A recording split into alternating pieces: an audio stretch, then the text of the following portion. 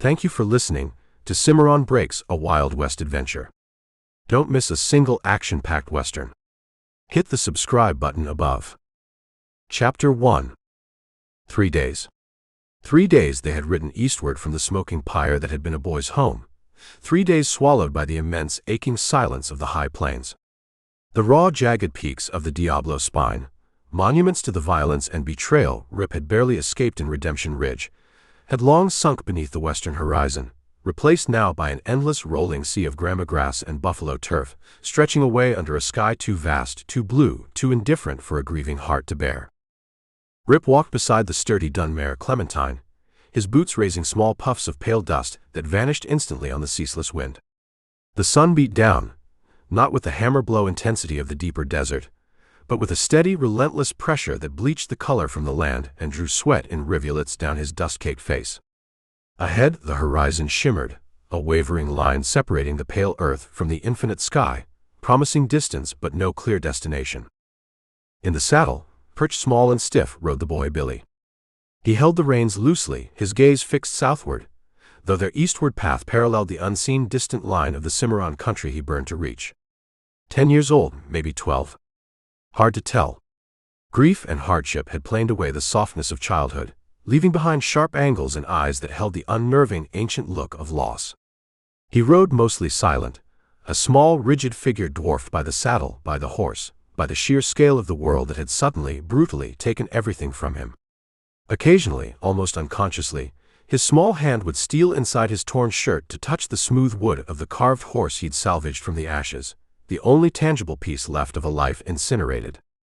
Rip kept his pace steady, conserving energy, his eyes constantly scanning, reading the faint signs in the grass that spoke of game trails or the passage of other riders, watching the cloud shadows drift across the immense landscape, noting the dip and swell of the land, the distant hazy blue of low mesas breaking the monotony far to the south.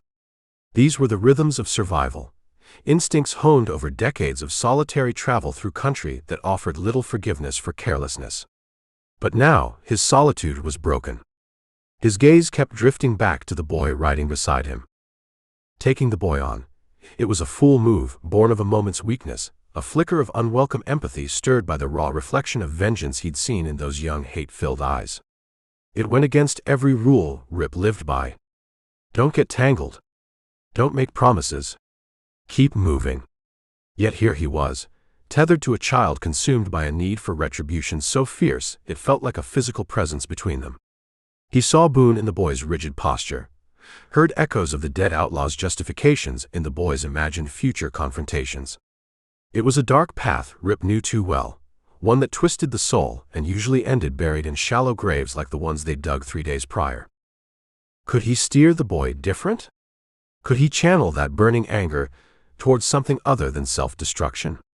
He didn't know. Teaching survival was one thing. He could show the boy how to read sign, how to find water where none seemed to exist, how to handle a gun for defense rather than murder. But teaching a heart to let go of hate, that felt like trying to gentle a wounded wolf. Sky looks clear, Rip said quietly, breaking the long silence, his voice raspy from disuse.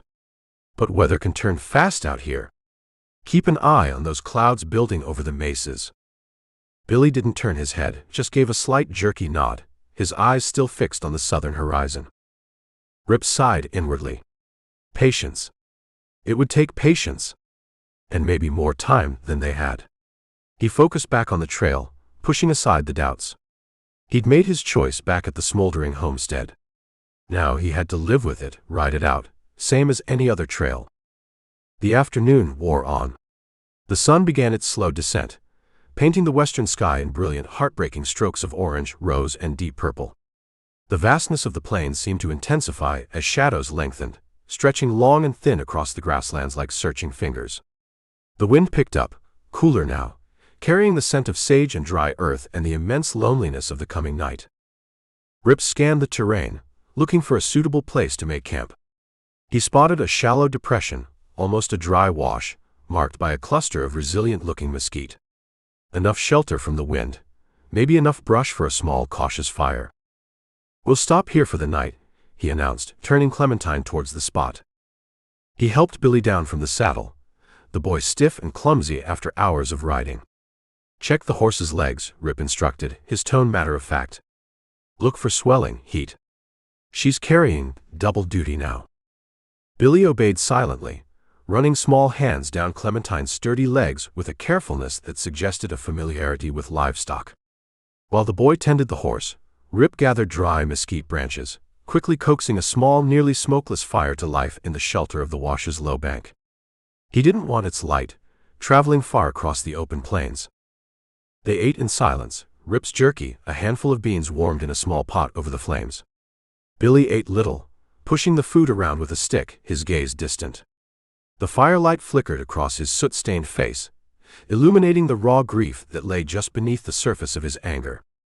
Later, Rip handed Billy the navy colt he'd been carrying. Need to know how it feels, he said.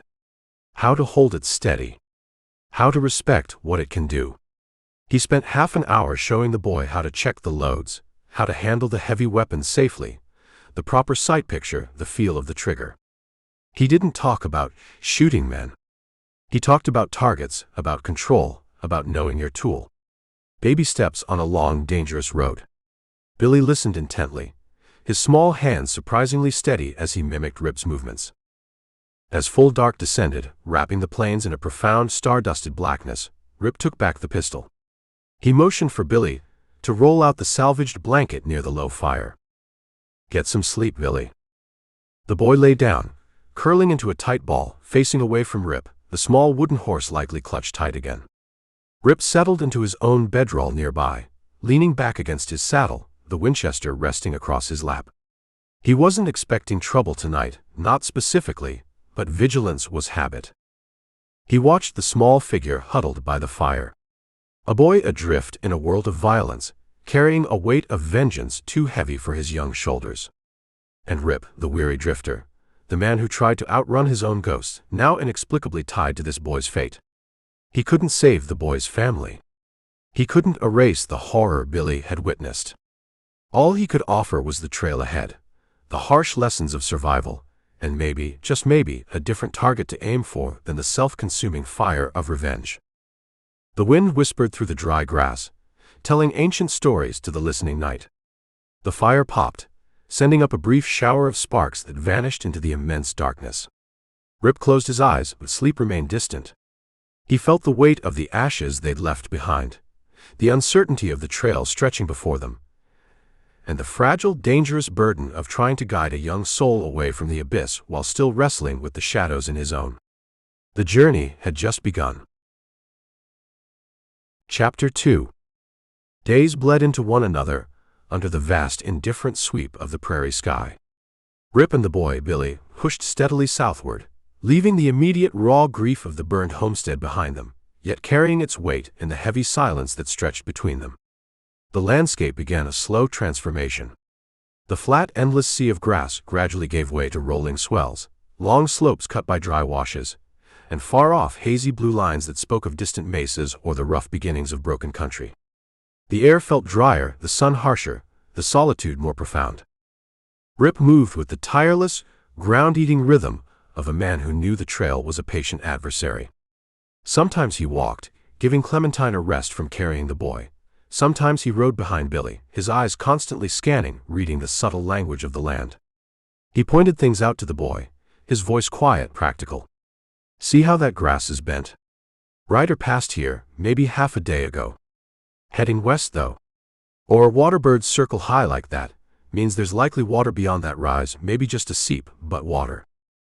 Billy listened, his small face tilted upwards towards Rip, eyes narrowed in concentration. He absorbed the information, Rip could tell, filed it away behind the wall of his grief. But his own gaze always drifted back south, searching the horizon, his small hands often clenching into white-knuckled fists. The fire was still banked deep inside him, waiting for fuel. Rip looked for signs of the four raiders, knowing the trail was days cold, the odds slim. Yet, diligent habit made him search. He showed Billy what to look for. The tracks of shod horses traveling together, signs of a camp not made by settlers. On the fourth day, cresting a long grassy swell, Rip paused, his eyes catching something unnatural in the swale below. Hold up, Billy. He dismounted, leaving the boy with Clementine, and moved forward cautiously, Winchester held loosely. Below, Nestled in a shallow depression near a cluster of stunted hackberry trees were the remnants of a campsite. Not old. Maybe 3-4 days. A circle of cold ashes, larger than Rip would have made for just 2 riders. Scattered around were signs of carelessness, of men unconcerned with appearances or pursuit. A broken whiskey bottle glinted dully in the sun. A bent tin plate lay half buried in the dirt. And tracks, the distinct prints of at least 4, maybe 5 shod horses, churned into the earth around the dead fire pit. Rip knelt, examining the ashes, the tracks. No indication of a struggle, just men resting easy, then moving on. He found a single mud-caked playing card, the Queen of Spades, lying face down near where a bedroll might have been. He picked it up, turned it over. Nothing remarkable, but it felt malevolent somehow. Like a small piece of careless darkness left behind.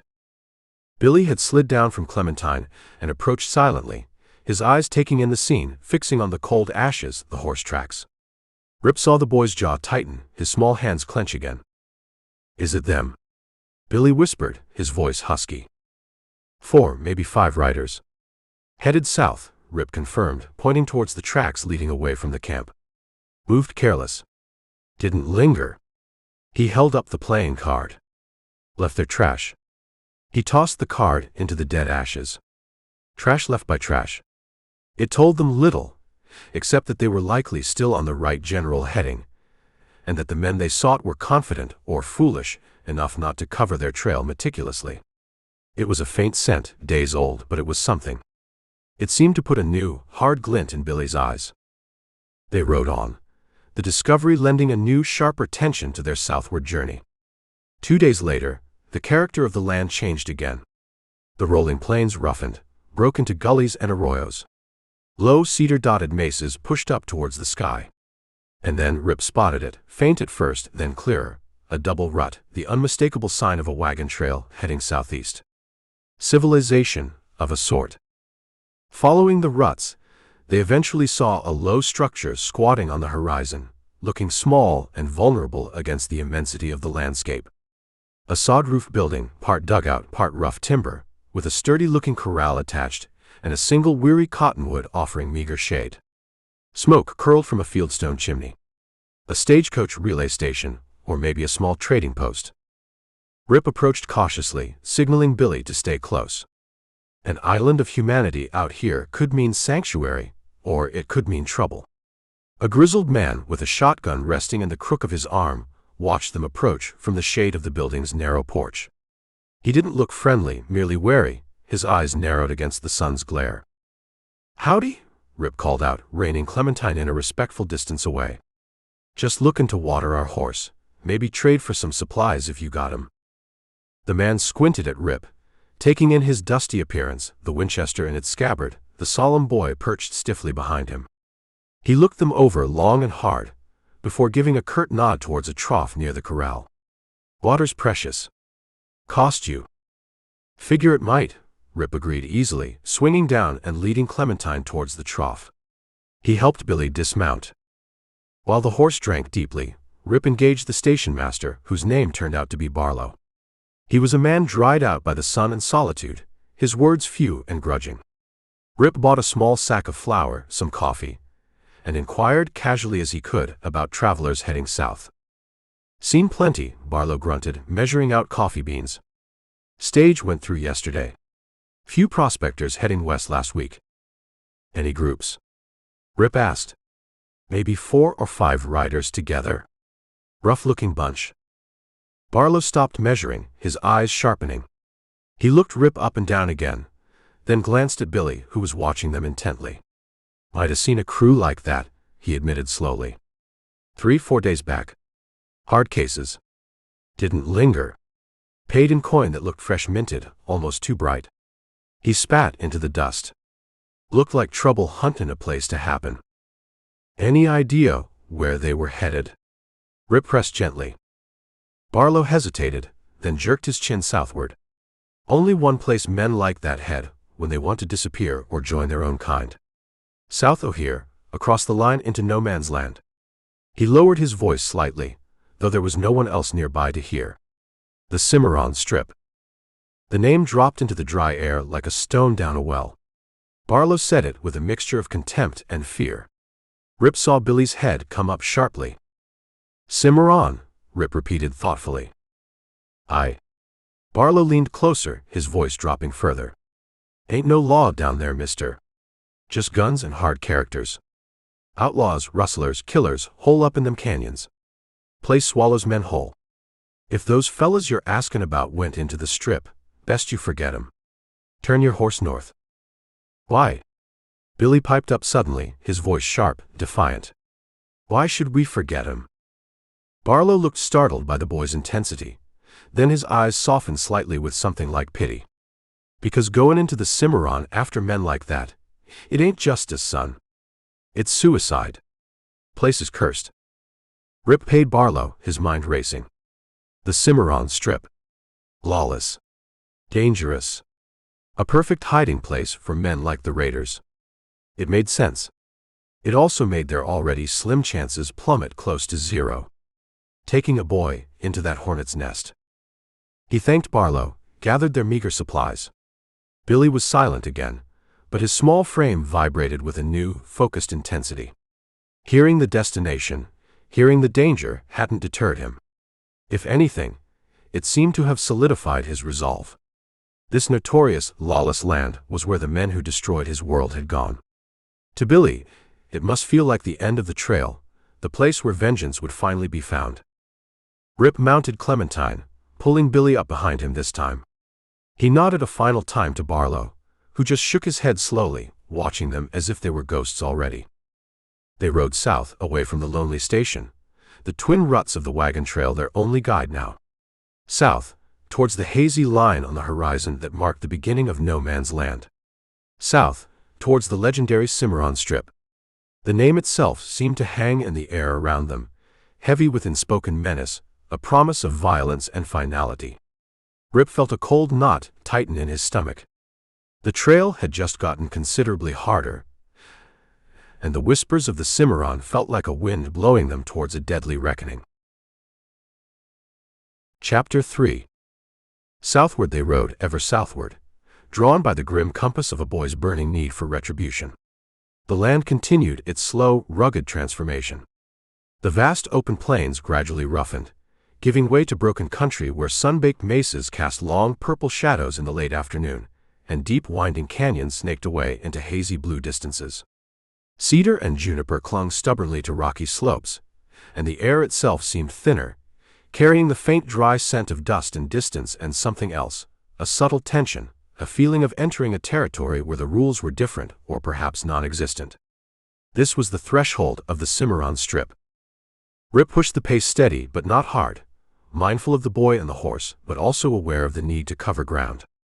He continued his quiet instruction, pointing out the signs a man needed to read to survive, the way a hawk circled signaled more than just air currents, how the angle of the sun off distant rock faces could hint at hidden water, the subtle differences between deer tracks and the tracks of range cattle that might have strayed from some far-off ranch. Billy absorbed it all with a quiet intensity. His young eyes, which should have been filled with the wonder of the vast landscape, instead narrowed in fierce concentration. He learned quickly, mimicking Rip's way of scanning the horizon, his posture in the saddle becoming less stiff, more attuned to the horse's movement. But whenever Rip's lessons touched on patience, on caution, on the wisdom of not acting, a familiar curtain would drop behind the boy's eyes, his jaw would set in that rigid line, and the silence would return, heavier than before. Evenings became the time for different lessons. After making a small, hidden camp in the shelter of a rock overhang or a thicket of scrub oak, the vast prairie night pressing in around their tiny fire, Rip would address the tool that Billy seemed to regard as the key to his future, the heavy Navy Colt. One evening, under a canopy of stars so thick and bright they seemed almost close enough to touch, Rip carefully laid out his oilcloth and began meticulously cleaning the pistol he'd taken from Billy. The boy watched, silent as always, his gaze fixed on the dull gleam of the metal parts in the firelight. "A gun's a tool, Billy," Rip said quietly, his voice blending with the crackle of the fire and the whisper of the night wind. He didn't look at the boy directly, focusing on his task. Like a shovel or an axe or a good knife. Can be used for building, for getting food, for protecting yourself. Or, he paused, carefully wiping down the cylinder, it can be used for tearing things down. Depends on the man holding it. He held up the heavy barrel. Knowing how it works, keeping it clean, that's important. Respecting what it is. He demonstrated how to check the action, how to load and unload safely, his movements economical, precise. But knowing when to use it and when not to, that's the real trick. That's the part that keeps you alive longer and keeps your soul from getting too scarred up. He began telling a story then, not about himself directly, but about a young tracker he'd known once, down Arizona way. Hot-headed kid, Rip said, squinting into the fire as if seeing the memory there. Good with a rifle, fast on the draw. Thought he knew it all. We were tracking some rustlers, pushed ourselves too hard, got careless. Rode right into their camp thinking we had surprise. We didn't. Kid went in shooting, wild, angry about the cattle they run off. Never even saw the fella hiding behind the rocks. Got himself killed for impatience. Didn't get the rustlers, didn't get the cattle back. Just got dead. He fell silent, letting the story hang in the air. Billy stared into the fire, his expression unreadable. Another night, Rip spoke of reading sign, not just on the ground, but in people. Sometimes the most dangerous man ain't the one making the most noise, he murmured, cleaning his own peacemaker this time. It's the quiet one. The one watching, listening. Same with trouble. Sometimes, walking away is the smartest move.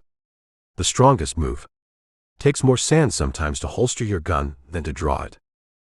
Billy looked up sharply at that. Walk away. When they done what they did. The question burst out, raw and incredulous. Rip met the boy's gaze steadily. Depends what you're after, Billy. Justice. Or just blood. They ain't always the same thing. Blood just gets you more blood most times. Justice, that's harder to find. Sometimes it means letting the law handle it, weak as it might be out here. Sometimes it means being smart, patient, waiting for the right time, the right way, so you don't become the very thing you're hunting. He could see the conflict in the boy's eyes. The desire for Rip's skills, for the knowledge he offered, warring with the burning immediacy of his hate, the seductive simplicity of vengeance. He was listening, yes. But was he hearing? Their southward journey was abruptly halted a few days later by a river.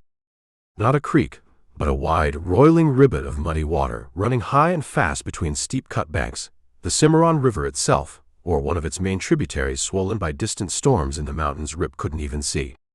It barred their path, a churning brown testament to nature's raw power. Billy stared at it, dismay and frustration warring on his young face. It looked impassable. How do we cross? Rip studied the current, the debris swirling past, the crumbling banks. Not easy, he admitted. And not fast. But we cross. What followed was a lesson in hard-won experience. Rip spent an hour riding along the bank, studying the currents, looking for a place where the channel widened slightly, the flow perhaps less violent. He chose a spot downstream, marked by a sturdy-looking cottonwood on the opposite bank. He unpacked his lariat, securing one end high on the trunk of a tree on their side. He stripped down to his essentials, coiling the rope. "Stay here with the horse," he ordered Billy. "Keep her calm. Don't try to follow till I signal."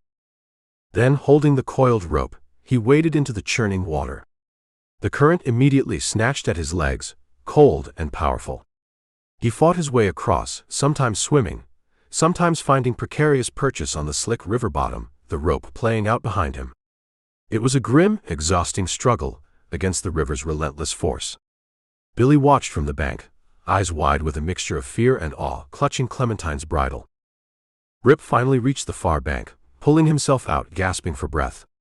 He secured the rope firmly around the cottonwood trunk, creating a crude but essential guideline across the turbulent water. He signaled to Billy. Getting Clementine across was the next challenge. Rip swam back, talking calmly to the nervous mare, guiding her into the water, holding her head high while Billy clung precariously to the saddle, clutching the guide rope. The horse fought the current, snorting with fear, but Rip's steady hand and voice guided her. Midstream, the current threatened to sweep them under, but they clung to the rope, fighting inch by agonizing inch, until they finally scrambled onto the southern bank, soaked, shivering, but safe. They collapsed for a moment, horse and humans alike catching their breath, the roar of the river filling their ears. They had crossed. They were deeper now into the lawless territory, the river a symbolic barrier behind them.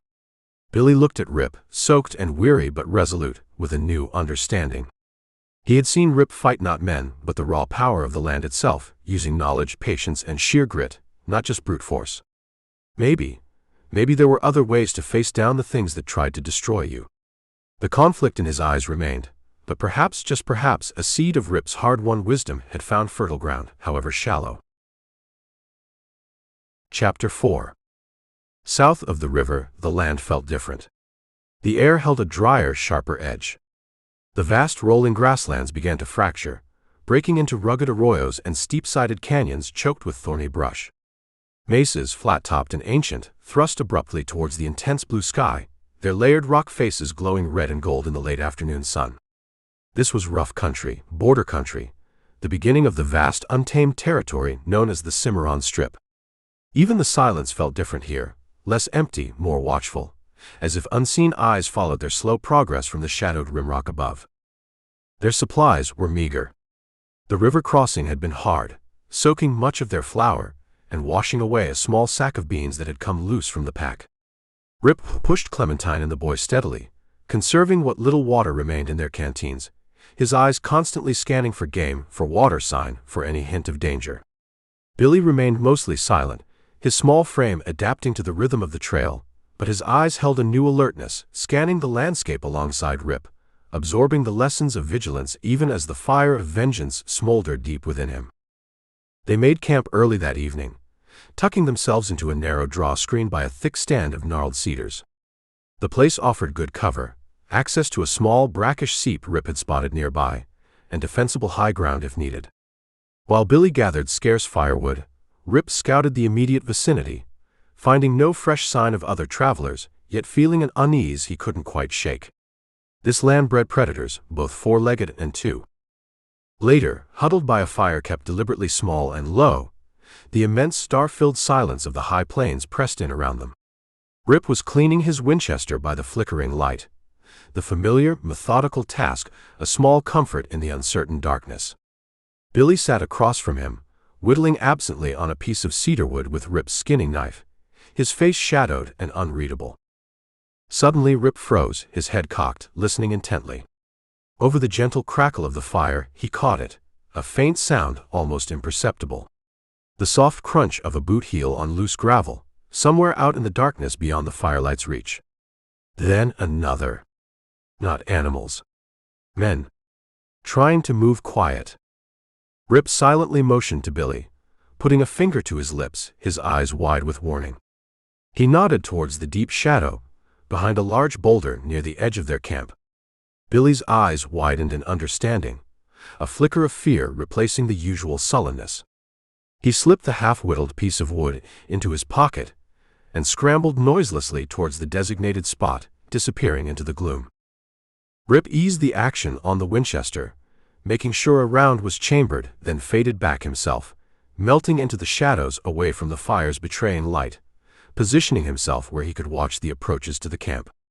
He waited, every sense straining, the silence amplifying the frantic pounding of his own heart. Minutes crawled by.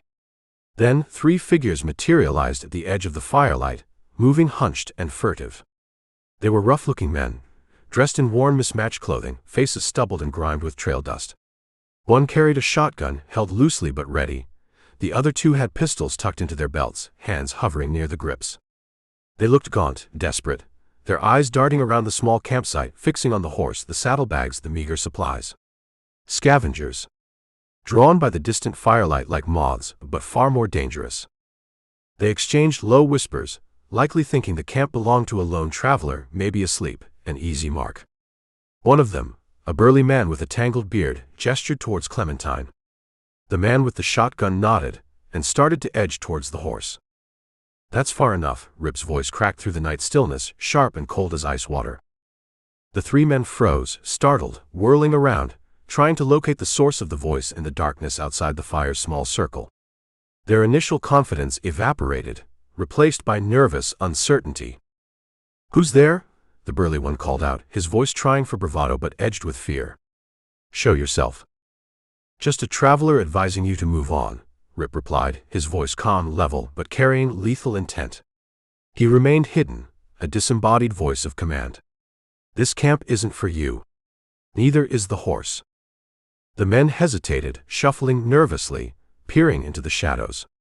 They hadn't expected resistance, certainly not from someone unseen. "Now hold on, mister," the man with the shotgun whined, trying a different tack. "We ain't meanin' no harm. Just saw our fire. We're lost, hungry." "You look like trouble," Rip cut him off flatly. "Trouble I don't need. Best you find your way somewhere else. Now." He saw the calculation in their eyes in the flickering firelight, weighing their chances, their desperation warring with their fear of the unseen gunman. The burly one made the decision. He growled something under his breath and made a sudden lunge, not towards Rip's voice, but towards the saddlebags lying near the fire. Greed won out. Rip moved instantly.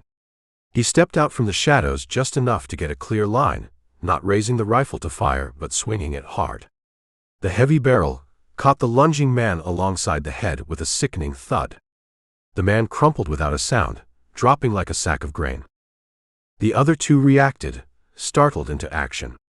The shotgun man began to swing his weapon up. The third fumbled for the pistol at his belt. Rip didn't give them the chance.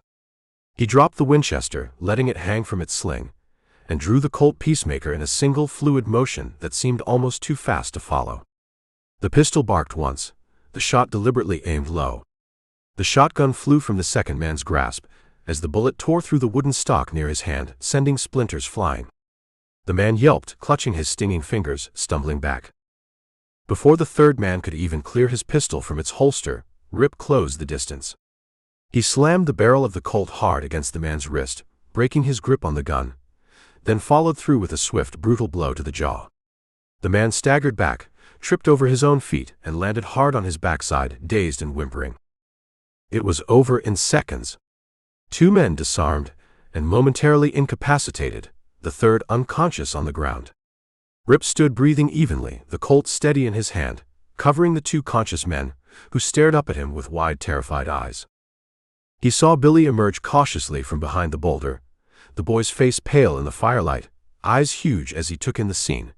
The unconscious man, the other two nursing their injuries, Rip standing over them, utterly in control. He hadn't killed them. He hadn't needed to. He had simply stopped them. Swiftly. Efficiently. Ruthlessly, perhaps, but without the murderous frenzy Billy remembered from the raiders. "Get their guns," Rip ordered the two conscious men, his voice dangerously quiet. "Toss 'em over here. Then pick up your partner and clear out. Don't look back. Don't ever let me see your faces again." Scrambling with fear, the two men did as they were told, gathering the shotgun and pistols, tossing them near Rip's feet. They hauled their unconscious companion upright, half dragging, half carrying him, and stumbled away from the firelight, disappearing quickly into the vast, indifferent darkness. Rip watched them go, listening until the sounds of their retreat faded completely. He lowered the Colt, ejecting the spent shell and reloading the empty chamber, his movements economical. He turned to Billy, who was still staring, processing what he had just witnessed. "See, Billy," Rip said softly, breaking the silence. "Didn't have to kill him. Just had to be ready. Just had to be decisive." He holstered the Colt. "Being fast is good. Being smart is better. Knowing when to stop, that's best of all." Billy didn't answer. He looked from Rip to the spot where the men had disappeared, then back to Rip. He had seen the difference. Rip's controlled, efficient violence versus the raiders' chaotic brutality. He saw that Rip's way worked. But as he looked towards the south, towards the Cimarron, the fire in his eyes still burned. Understanding the difference, Rip suspected, wasn't the same as accepting it. Not yet.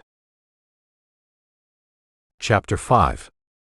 The country south of the river grew progressively wilder, the canyons deeper, the mesas standing like ancient brooding sentinels against the vast sky. Days on the trail settled into a grim rhythm. Ride, watch, make camp, listen to the silence or the wind, repeat. Rip continued his quiet tutelage, showing Billy how to read the subtle shifts in the terrain, how to husband their dwindling water supply, how to move without leaving unnecessary sign. Billy absorbed the practical lessons, his young mind sharp, his body hardening to the demands of the trail. But a wall remained around his heart, a wall built of grief and cemented with a simmering, impatient anger. The memory of the raiders, the need for retribution, was a constant shadow in his eyes. Their supplies, meager to begin with, and diminished by the river crossing, dwindled further. The jerky was gone, the coffee grounds stretched thin. Rip managed to bring down a scrawny pronghorn with a careful shot from the Winchester, providing meat, but flour and salt were running low. They needed to find a settlement, a trading post, somewhere to replenish before pushing deeper into the rumored emptiness of the Cimarron Strip. Late one afternoon, after topping a long, wearying rise, they saw it. Not much more than a smudge against the immense backdrop of rolling hills and distant purple mountains, a cluster of low buildings huddled near the confluence of two dry creek beds. A crossroads, marked by faint trails converging from different directions.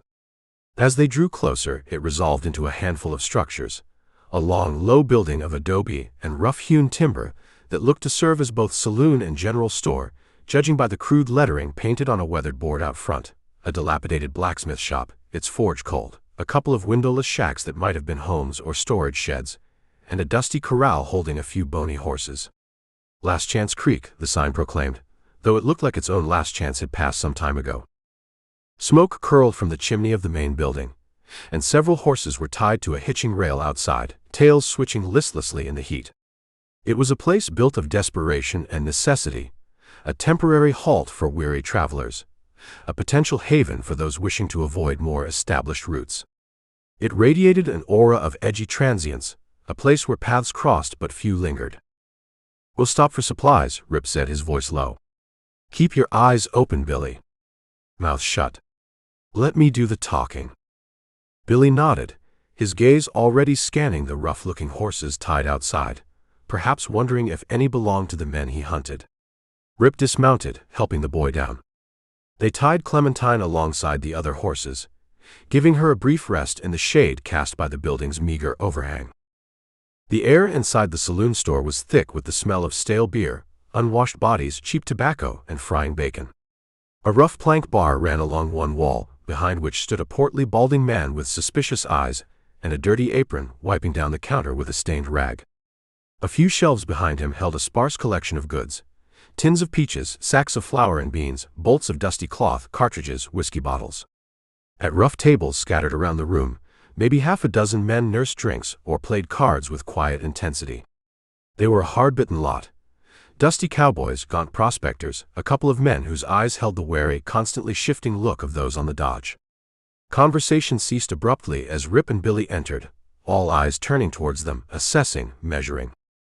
Rip ignored the stares, walking calmly towards the bar. "Need flour, coffee, salt," he said to the barkeep, his voice even. "Maybe some bacon, if it's fit to eat." The barkeep grunted, beginning to measure out the goods with slow reluctance, his eyes still flicking towards Rip and the boy. While Rip negotiated the trade, carefully counting out the few coins he possessed, Billy lingered near a table by the dusty front window. Three men sat there, nursing beers, their voices low but carrying in the sudden quiet. Billy, trying to appear inconspicuous, listened. "Told the foreman where he could shove his $1 a day," one man, a lean cowboy with a ragged mustache, was saying bitterly. "Working sunup to sundown for a man who sits fat in Dodge City. Ain't right. Fella deserves what he can take." "Like Jesse James," another man chimed in, his eyes gleaming with admiration. "He takes from the railroads, the banks run by them eastern bloodsuckers. Gives it back to the poor folk, some say." "Don't know about giving it back," the third man, older, scarred, chuckled grimly. "But he sure takes it. Quick and clean. Gets things done. Don't wait around for no judge or lawyer to tell him what's fair." Billy listened, his small hands clenching. "Gets things done. Quick and clean. Taking what was needed, what was deserved, from those who held power, who wronged others." It sounded appealing, powerful. A stark contrast to Rip's measured pace, his talk of patience and consequences. These men spoke of action, direct and immediate. Like the action Billy craved, against the men who had destroyed his world. Maybe that was the only way to get real justice out here. His intense listening hadn't gone unnoticed. Sitting alone at a nearby table, ostensibly cleaning his fingernails with a long, sharp knife, was another man. Leaner than the others, dressed in slightly better though still trail-worn clothes, dark trousers, a relatively clean shirt, a gambler's vest.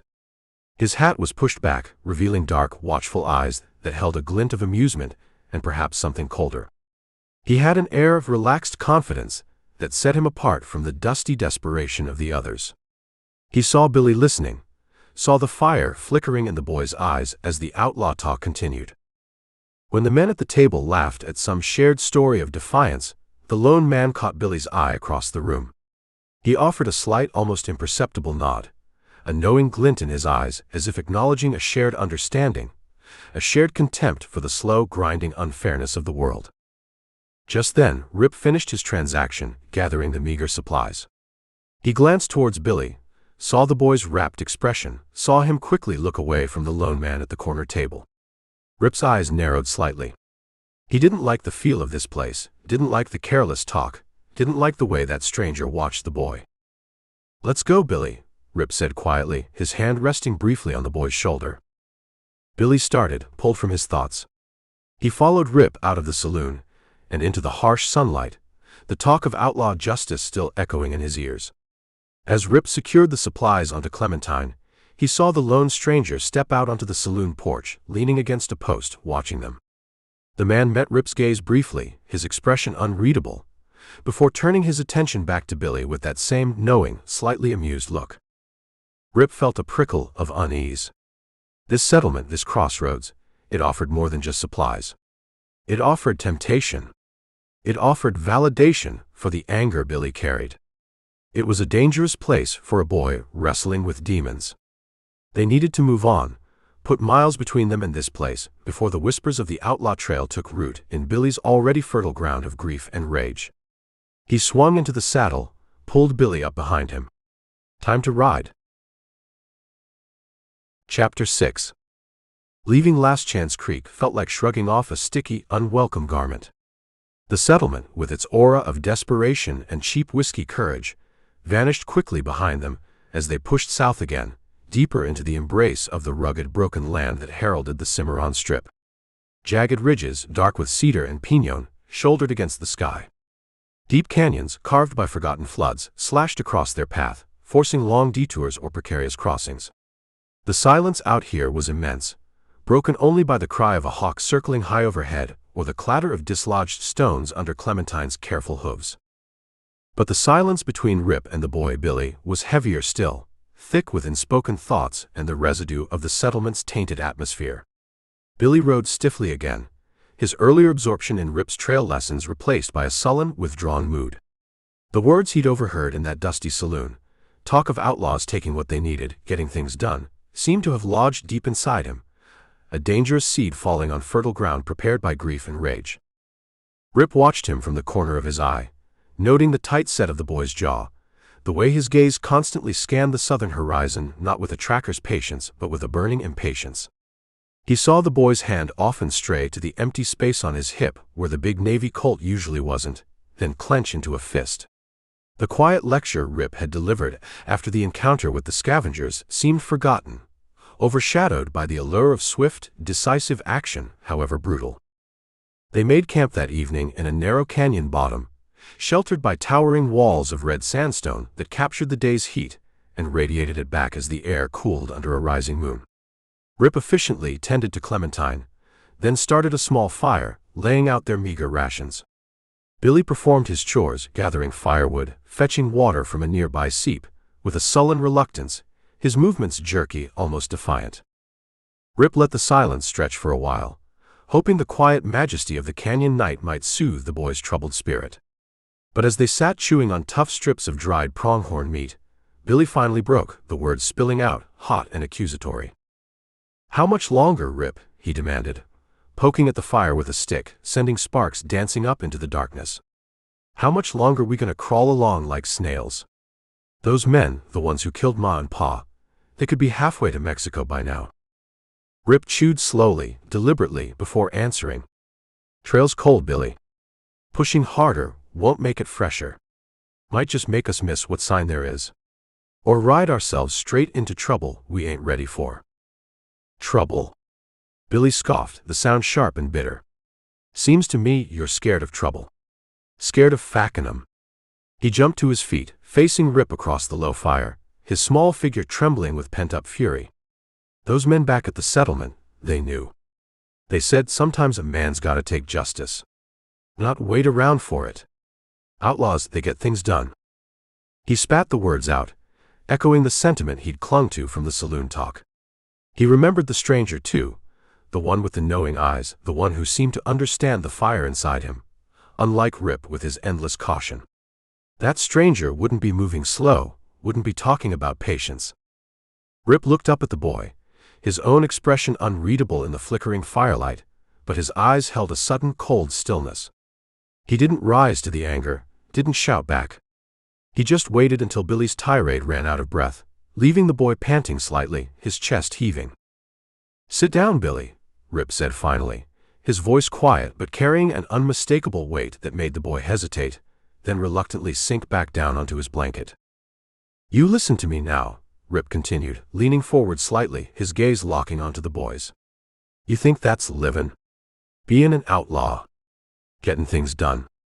He shook his head slowly. "I've known men who rode that trail, boy. Plenty of 'em. Fast horses, fast guns, always looking for the next score, always talking big about freedom." His voice took on a harder edge.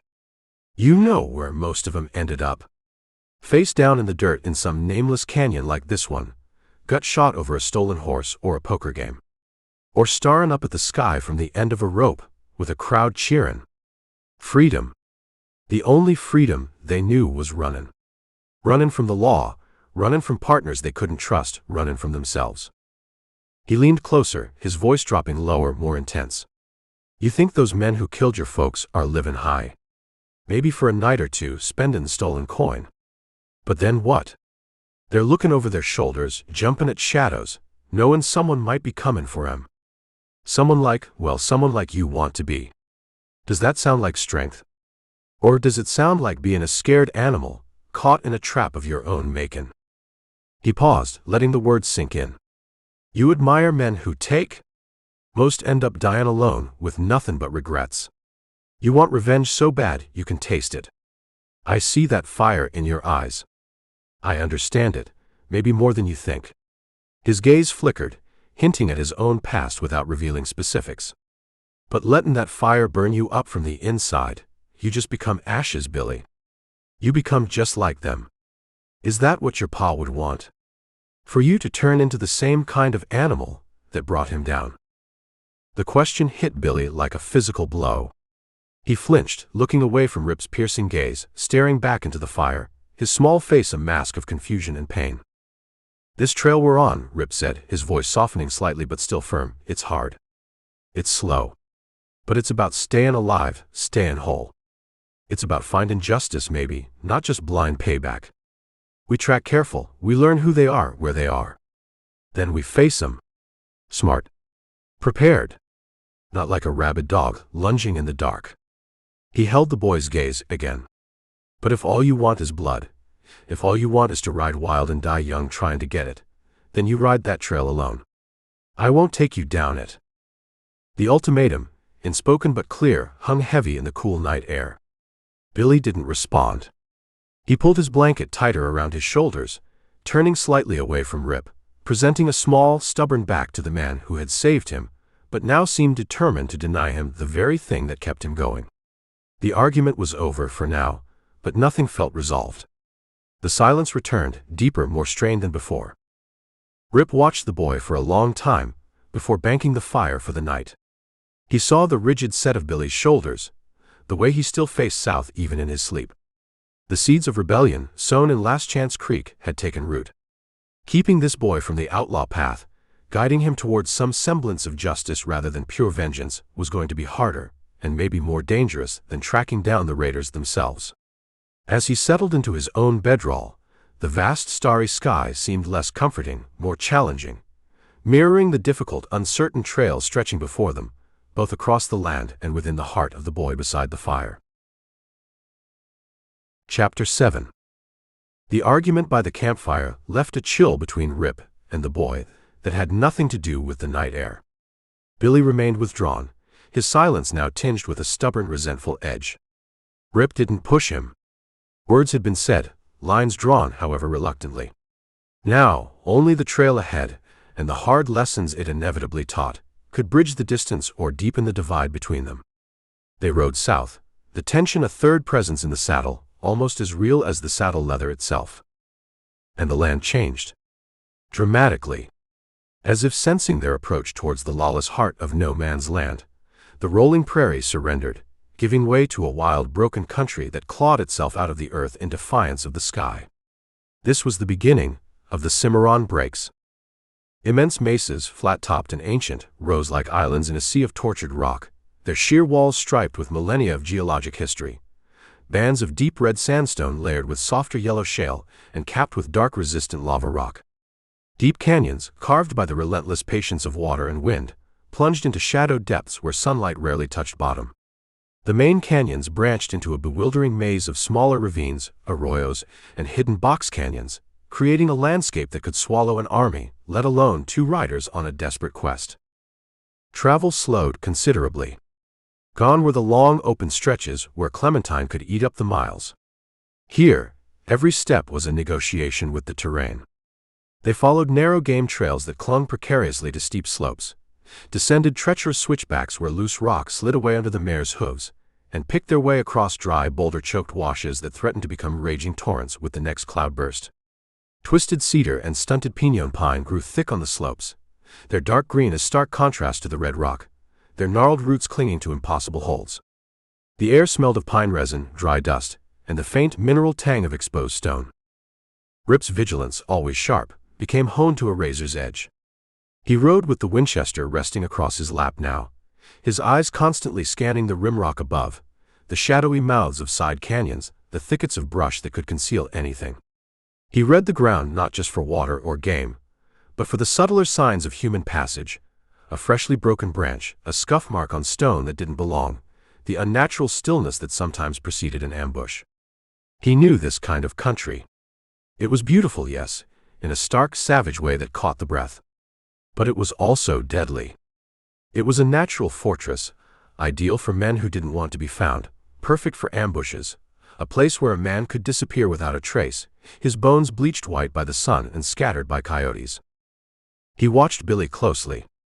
The boy seemed awestruck by the sheer scale and rugged grandeur of the landscape, his earlier sullenness momentarily forgotten as he stared up at towering cliffs or down into dizzying gorges. But there was fear there too, the dawning realization of just how wild, how remote, how dangerous this land truly was. He rode closer to Rip now, instinctively seeking the reassurance of the older man's quiet competence. When Rip pointed out a narrow track, or warned of unstable footing, Billy listened intently, his earlier defiance subdued by the overwhelming presence of the wilderness. The Cimarron Breaks had a way of reminding a man or a boy of his own insignificance, his own vulnerability. Subtle signs began to appear, confirming Barlow's warnings back at the relay station. One afternoon, resting Clementine near a hidden seep at the bottom of a deep draw, Rip spotted tracks near the water's edge. Several horses shod, but one set bore a familiar nick on the right foreshoe that Rip had noted back at the raiders' cold camp. They had passed this way, maybe only a day or two ahead. But near the tracks, almost deliberately obscured under a layer of loose gravel, was another sign, a spent cartridge casing, .44 to 40 Winchester, same as Rip's own preferred rifle ammunition. Common enough, but it felt like a marker, a quiet statement.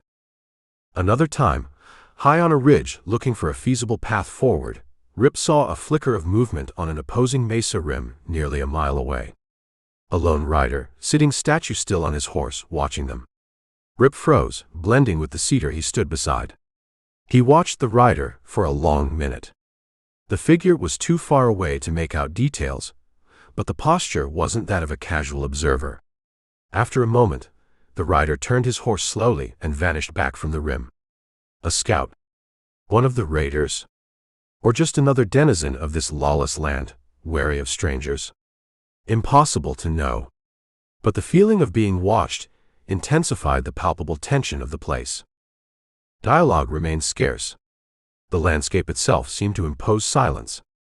When Rip spoke, it was usually brief, practical instruction. Keep tight to the canyon wall here. Less chance of skylining ourselves. Or, that draw ahead looks like it could hold water, but it's a blind box. Too easy to get trapped. We'll circle wide. Billy would nod, his eyes scanning where Rip indicated, learning the harsh geometry of survival in hostile territory. The memory of the raiders, the burning need for vengeance, was still his driving force, Rip knew. But here, in the Cimarron Breaks, immediate survival, the next step on the treacherous trail, the constant vigilance against unseen threats, these became the more pressing realities. As evening fell, painting the towering rock walls in breathtaking shades of crimson and gold before plunging the canyons into deep wells of shadow, they made another cautious camp. The fire was smaller than ever, tucked deep under a protective rock overhang. The silence was profound, broken only by the crackle of the flames and the distant lonely howl of a coyote echoing off the canyon walls. Billy sat close to the fire, the Navy Colt lying across his lap now. Rip had decided the boy needed to feel its weight constantly, understand its presence, even if Rip kept the ammunition separate for now. The boy stared into the flames, his face grim for one so young. The raw beauty and undeniable danger of the Cimarron seemed to be working on him, stripping away some of the naive bravado fueled by the saloon talk, replacing it with a dawning understanding of the true nature of the world these outlaws inhabited. It wasn't freedom, it was a cage made of rock and fear. Rip watched the fire, watched the boy, watched the shadows beyond the firelight. They were in it now. Deep in the heart of the wilderness, deep in the territory where desperate men made their own laws. Every shadow could hold an enemy. Every echo could be a warning. The trail south had led them into the jaws of the beast. Finding the raiders was one thing. Surviving the Cimarron itself might be the bigger challenge. Chapter 8. Days turned under the brassy glare of the sun, each one seemingly hotter, drier, more demanding than the last. The broken country deepened around Rip and Billy, swallowing them in a labyrinth of sheer-walled canyons and shadowed ravines. Water, always precious, became an obsession. The brackish seat behind them was a fading memory, the canteens lighter each evening. Rip pushed Clementine and the boy relentlessly but wisely, reading the arid landscape for any sign, a convergence of game trails, a patch of stubborn green against the red rock, the flight patterns of birds, anything that hinted at life, giving moisture in this desolate, unforgiving land. Billy, driven by the southward pull of his vengeance, endured the hardship with a grim determination that belied his years.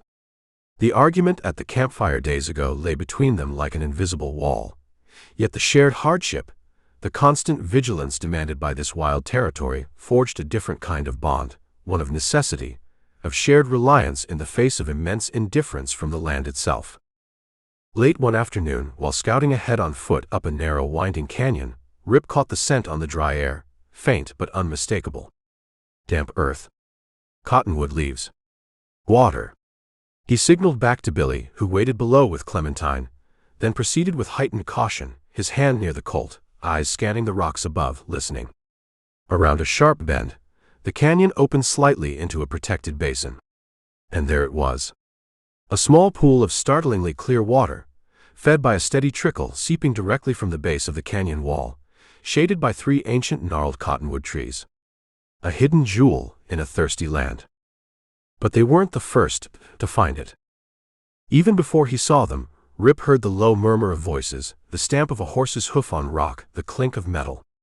He froze instantly, melting back behind a jumble of fallen boulders, signaling urgently for Billy to stay hidden further down the canyon.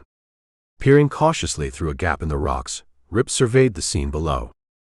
The water hole lay at the center of the small basin. Lounging near the water, or tending to their horses picketed nearby under the cottonwoods, were perhaps 7 or 8 men. They were a rough assembly, united only by the harshness of their appearance and the shared refuge of this hidden spot. Sun-blackened faces showed under the brims of sweat-stained hats. Guns were worn openly, belts heavy with cartridges. Their clothes were practical but trail-worn, dusty, sometimes ragged. Their horses looked tough, wiry range stock, built for endurance, but several bore brands that looked suspiciously altered, blotched, scarred over, or simply unfamiliar to Rip's experienced eye. An air of tension hung over the group, thick as the heat rising from the rocks. Two men played cards on an overturned saddle blanket, their faces grim, slapping cards down with unnecessary force. Another pair argued in low guttural tones over a shared tobacco pouch, their hands suggestively close to their pistol butts. A lanky youth nervously whittled a stick, constantly glancing over his shoulder. These weren't comrades, they were predators sharing a temporary truce at a necessary resource, each man wary of the others, coiled and ready for trouble. Rip motioned for Billy to crawl up beside him, keeping low behind the boulders. The boy's eyes went wide as he took in the scene below, the hard-faced men, the guns, the stolen brands, the palpable air of menace. This wasn't the romantic outlaw band of saloon stories, this was the grim reality. Men living on the edge, dangerous because they likely had nothing left to lose. Billy pressed himself flat against the rock, his initial eagerness replaced by a sudden, visceral understanding of the danger Rip constantly warned against. He watched them, fascinated and repelled. He saw the way they moved, the casual readiness for violence in their posture, the suspicion in their eyes as they watched each other. He saw the freedom he'd envied reduced to this, hiding in canyons, drinking muddy water, trusting no one, surrounded by other desperate men just as likely to slit your throat for your boots as share a campfire. Then his breath hitched. His small body went rigid beside Rip. His gaze was fixed, laser-sharp, on one of the horses tied under the cottonwoods. A paint pony, flashy black and white markings, one Rip vaguely remembered seeing near the burned-out homestead. But Billy knew it instantly. "Pa horse," he whispered, the words barely audible, choked with a sudden surge of grief and white-hot rage. That's Patchy." Rip looked closer. The paint pony. He hadn't paid it much mind before, but now, seeing Billy's reaction, he focused. Among the rough men near the horses, one stood out slightly, broad-shouldered, wearing a dusty brown duster despite the heat, his face obscured by shadow and a low-brimmed hat. Was he one of the four? Impossible to tell for sure from this distance, but the horse was a concrete link. At least one of the men who had murdered Billy's family was down there. Right there. The confirmation sent a jolt through Rip as well. They had found them. Or at least found their associates, found their trail grown suddenly warm. But the discovery brought immediate, chilling danger.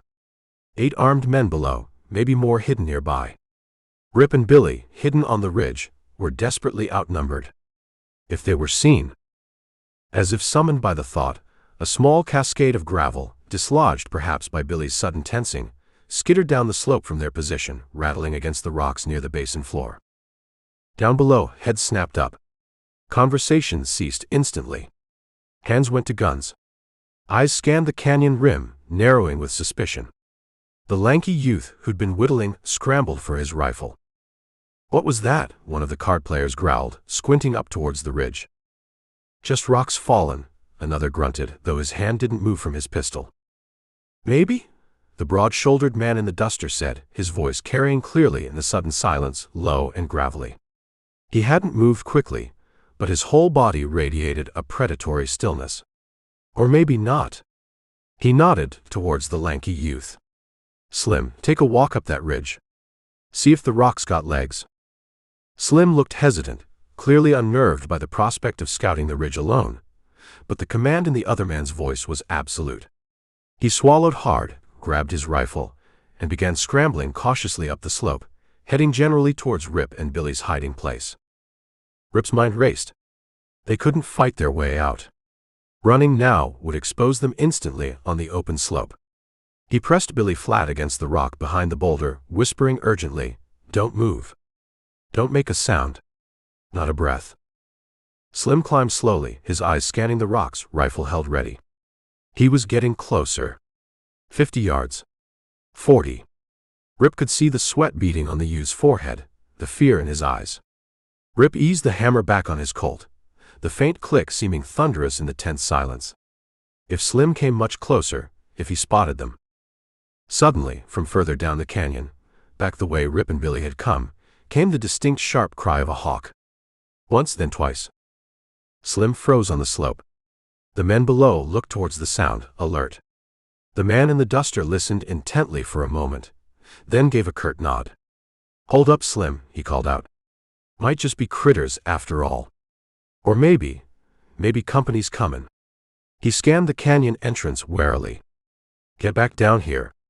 We ain't lingerin'." Slim looked immensely relieved. He scrambled quickly back down the slope, eager to rejoin the relative safety of the group. The men began moving with purpose now, gathering their gear, checking their horses, the brief moment of alarm shifting into cautious preparation for departure or defense against other potential arrivals. Rip let out a breath he hadn't realized he was holding.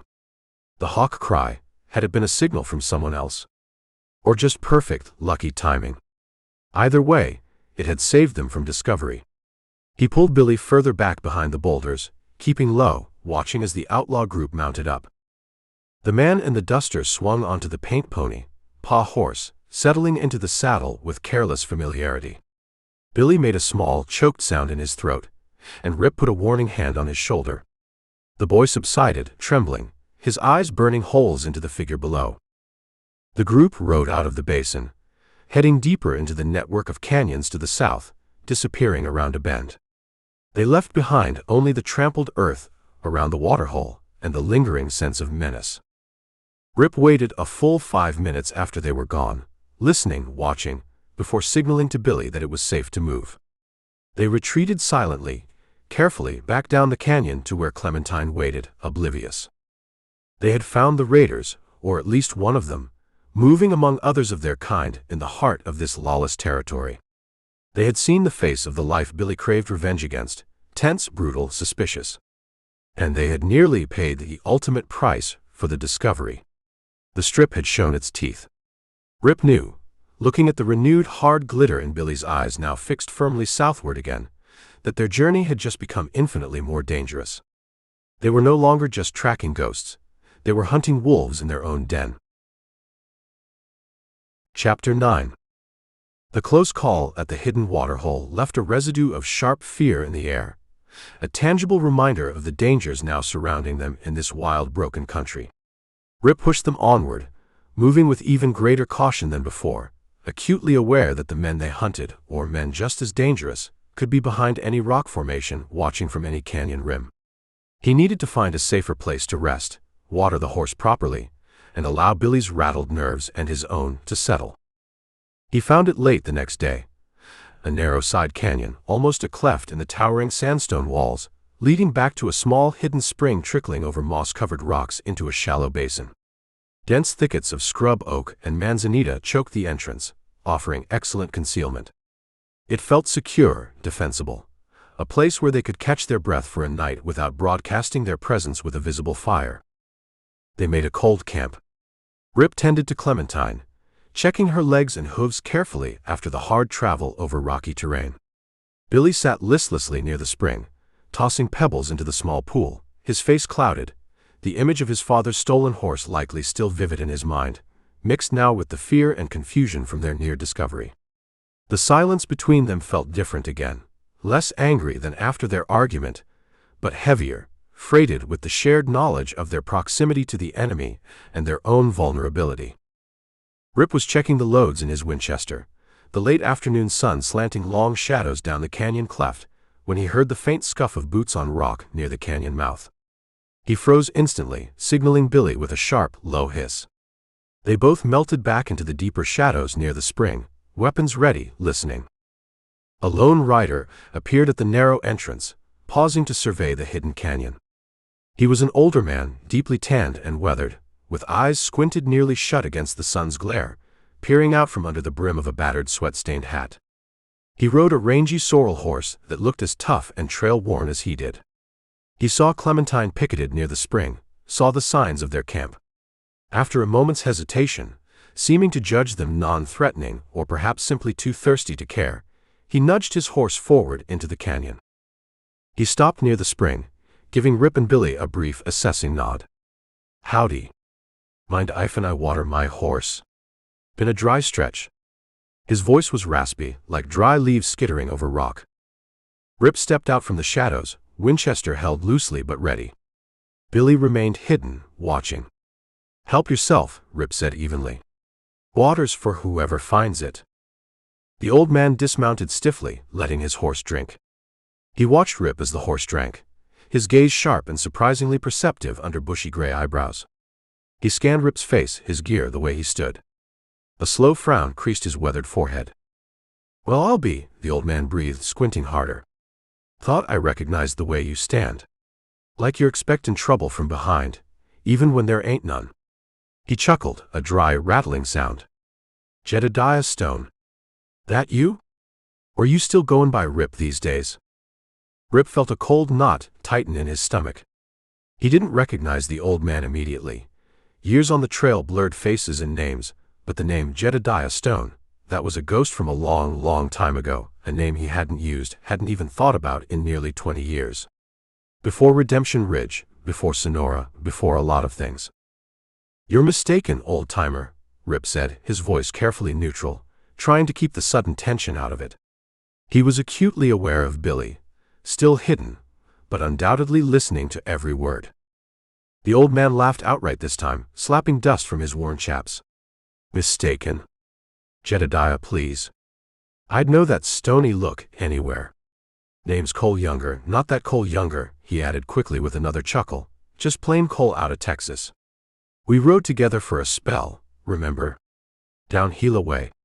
Spring of, hell, must be nigh on 20 year ago now.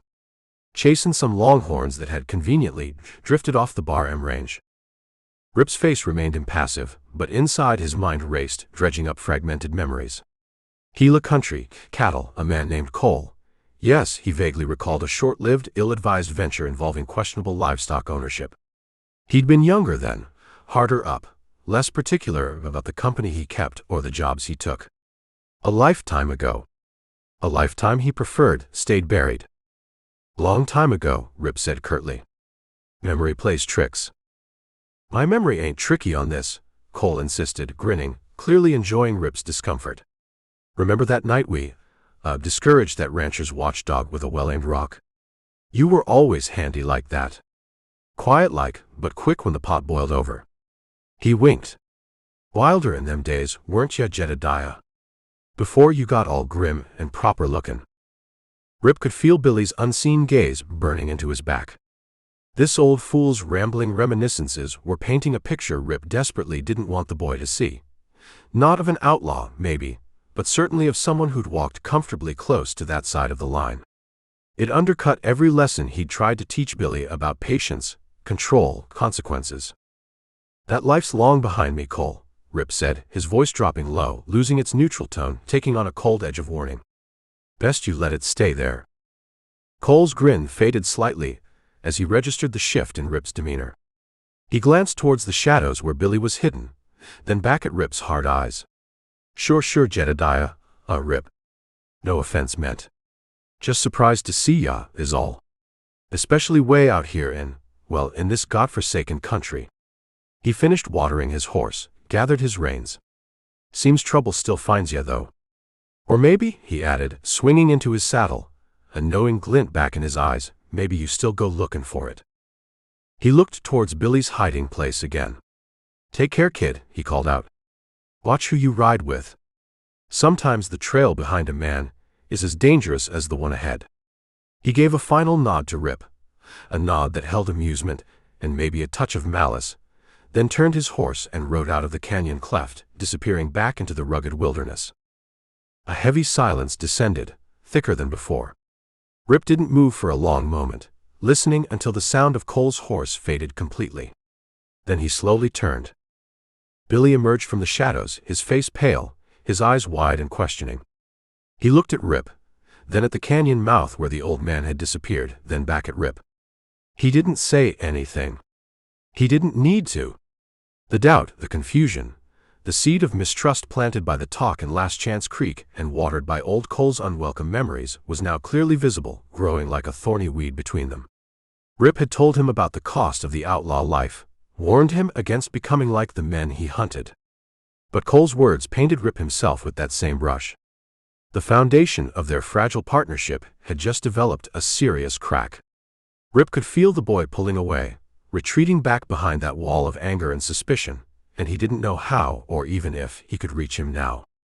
The Cimarron wasn't just dangerous country, it was a place where the past refused to stay buried. Chapter 10. The encounter with Cole Younger left an invisible frost on the already strained relationship between Rip and Billy. They rode deeper into the labyrinthine embrace of the Badlands south of the river, a territory spoken of in hushed tones back at the relay station simply as no man's land. Towering ramparts of sandstone, sculpted by eons of wind and water into fantastical shapes, hemmed them in. The canyons narrowed, twisted, opened unexpectedly into hidden basins lush with treacherous green where springs seeped, then closed again into passages barely wide enough for Clementine to shoulder through. Navigation became a constant challenge, demanding all of Rip's considerable skill and experience. Billy remained withdrawn, the memory of Cole Younger's words painting Rip with the brush of an outlaw past clearly troubling him. He performed the tasks Rip set him, scouting for water sign, gathering sparse firewood, tending the horse, with mechanical obedience, but his eyes held a new wariness when he looked at Rip, a questioning doubt that hadn't been there before. Rip felt the distance keenly.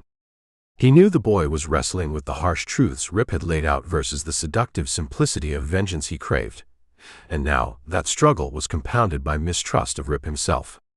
Could a man who once rode close to the edge truly guide him away from it? Late one afternoon, they were following a particularly narrow, winding canyon. The walls rose sheer on either side, casting the floor in deep shadow, even though the sun still blazed on the rimrock far above. Rip needed to get a sense of the terrain ahead, find a way out of this maze before nightfall trapped them completely. "Stay put here, Billy," Rip said, reining Clementine in near a cluster of boulders that offered some concealment. "Keep Clementine quiet. I'm going to climb up, see if I can spot a pass through these ridges." Billy nodded mutely, sliding down from the horse, his small figure looking lost against the towering rock walls. Rip gave him a long look. "Keep your eyes open. Stay sharp." He checked his colt, then began the difficult climb up a steep talus slope, finding handholds and footholds in the crumbling rock, moving with the silent agility born of long practice. He left Billy alone, in the deepening shadows of the canyon floor. The silence was profound, broken only by the mare's soft breathing and the distant cry of some unseen bird echoing off the high walls. Billy leaned against a boulder, running a hand absently over the worn leather of the saddle, his thoughts churning. Rip's caution felt like chains, holding him back from the justice he burned for. The men who took everything, they were out here somewhere, maybe close, while Rip worried about saving water and avoiding trouble. Then there was Cole Younger's talk. Rip an outlaw. A cattle thief.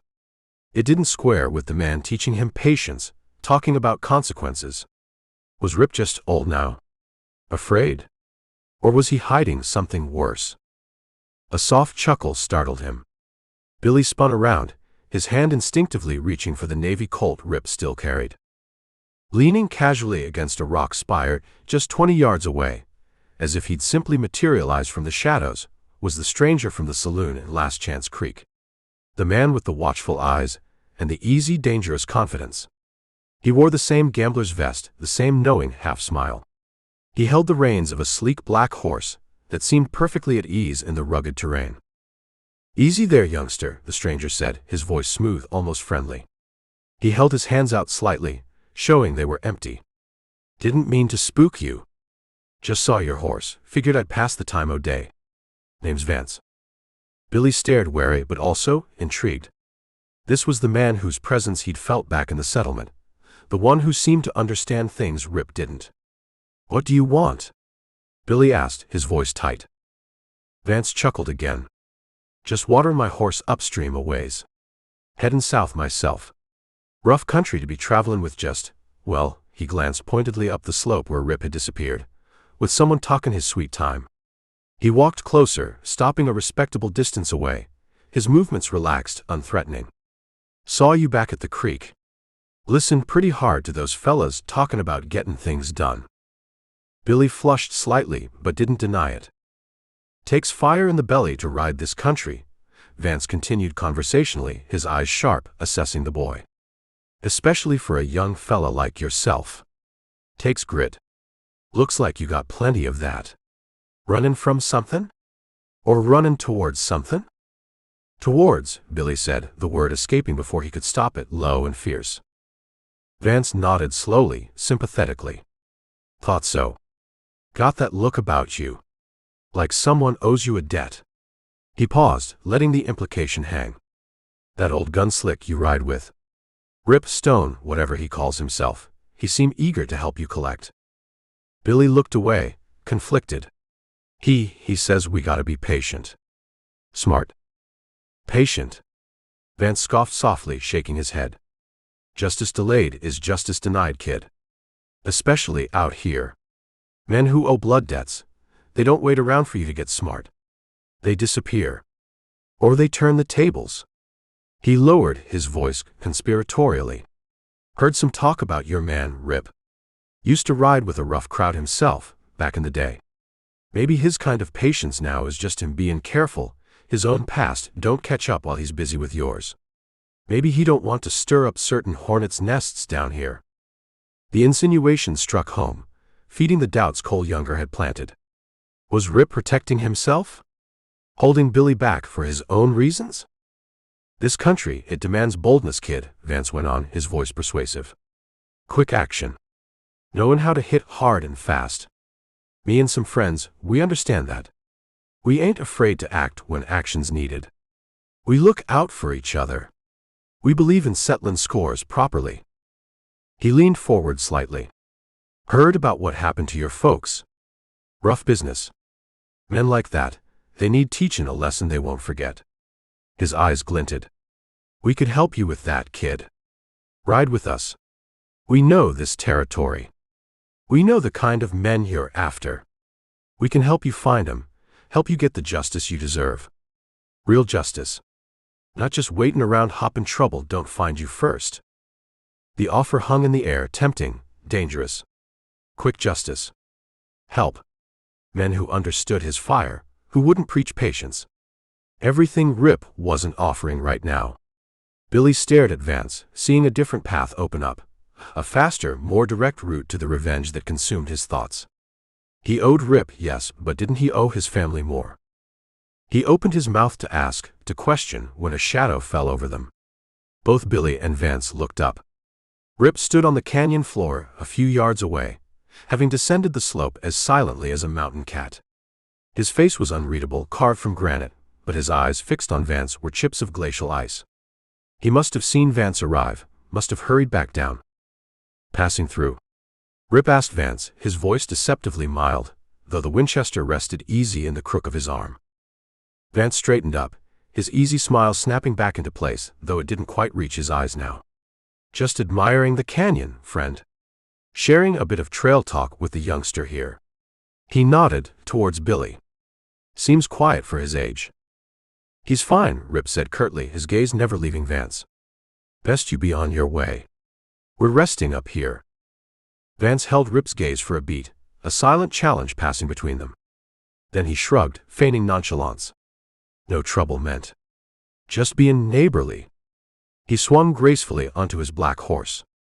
Mighty spirited youngster you got there, he said, looking pointedly at Billy.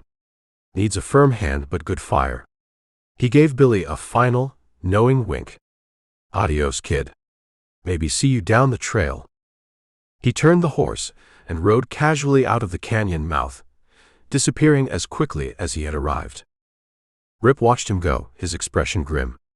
He turned back to Billy. The boy stood frozen, avoiding Rip's eyes, guilt and defiance warring on his face. The poison had been dripped, Rip knew.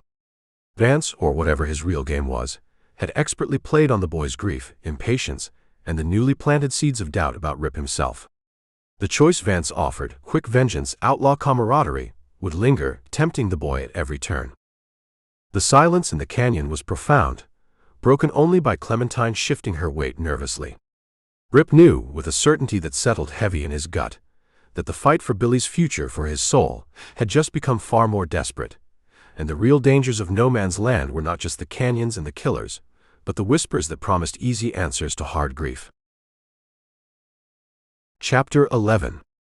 Vance rode out of the narrow canyon cleft, leaving behind a silence heavier and more poisonous than the deepest shadows.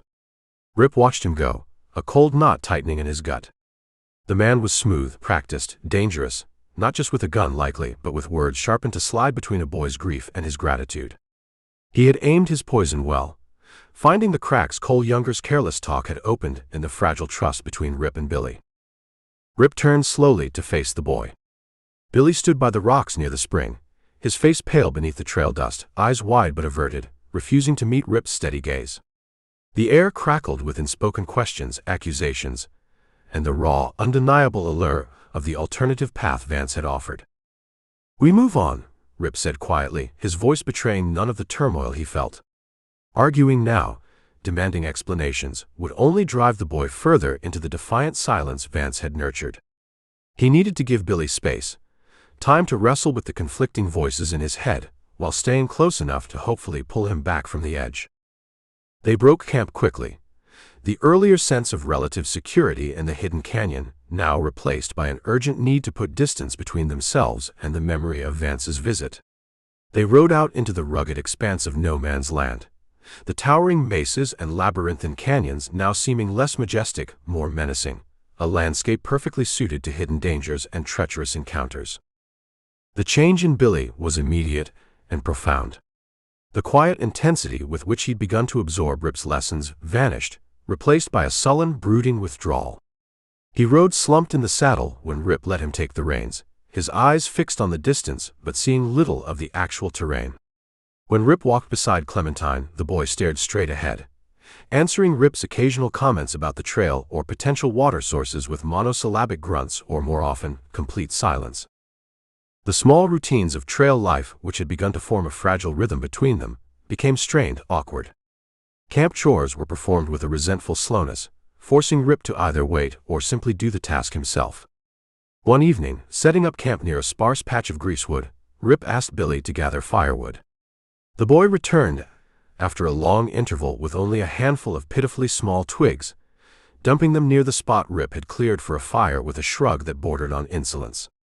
Rip said nothing, just went himself and gathered enough dry cedar roots to make a proper small fire, the silence stretching between them thick with unspoken friction. Rip saw the boy practicing too. When Billy thought Rip was scouting ahead or tending the horse out of sight, Rip would sometimes catch glimpses of him, drawing the heavy navy Colt from his waistband. Rip had returned it unloaded, seeing little point in withholding it when the boy's mind was the real battleground. Aiming it at rocks or distant juniper trees, his small face set in a grim mask of concentration. He was imagining it, Rip knew. Imagining confronting the raiders, imagining the quick, decisive violence Vance had implicitly praised.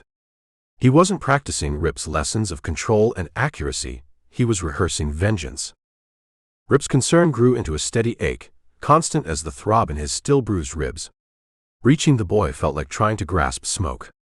Vance's words, coupled with Cole Younger's careless revelations about Rip's own checkered past, had given Billy's anger an excuse to curdle into suspicion. Why was Rip so cautious?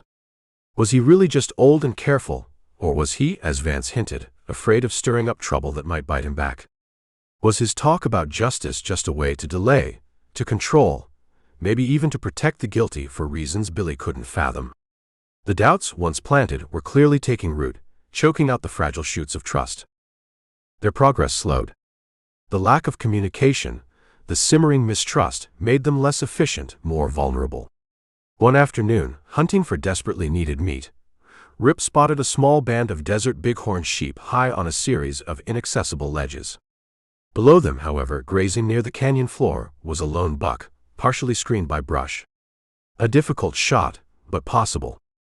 He signaled Billy, who was holding Clementine further back, to stay absolutely still. Rip eased the Winchester up, finding a steady rest on a rock, taking careful aim. Just as he was about to squeeze the trigger, Billy, perhaps lost in his own brooding thoughts or simply impatient, shifted his weight, causing Clementine to sidestep and snort softly. The sound, small as it was, carried in the still air. The buck's head shot up, nostrils flaring, and in an instant it bounded away, disappearing into the rocks. Meat for the next few days vanished with it. Rip lowered the rifle slowly, fighting back the sharp retort that rose to his lips. He looked back at Billy. The boy looked startled, then defiant, refusing to acknowledge his mistake. Rip just shook his head wearily and turned back to the trail. Anger wouldn't help. But the incident highlighted the danger. Out here, a single moment of carelessness born of distraction or resentment could mean the difference between eating and starving, between safety and disaster. Their strained alliance wasn't just uncomfortable, it was becoming dangerous. The land itself seemed to reflect their internal state. They entered a stretch of particularly bleak country, endless rolling hills covered in thorny chaparral and sharp-edged volcanic rock that tore at Clementine's hooves and their own worn boots. Water was scarce, the sun relentless. It felt like the landscape was actively trying to discourage them, to turn them back.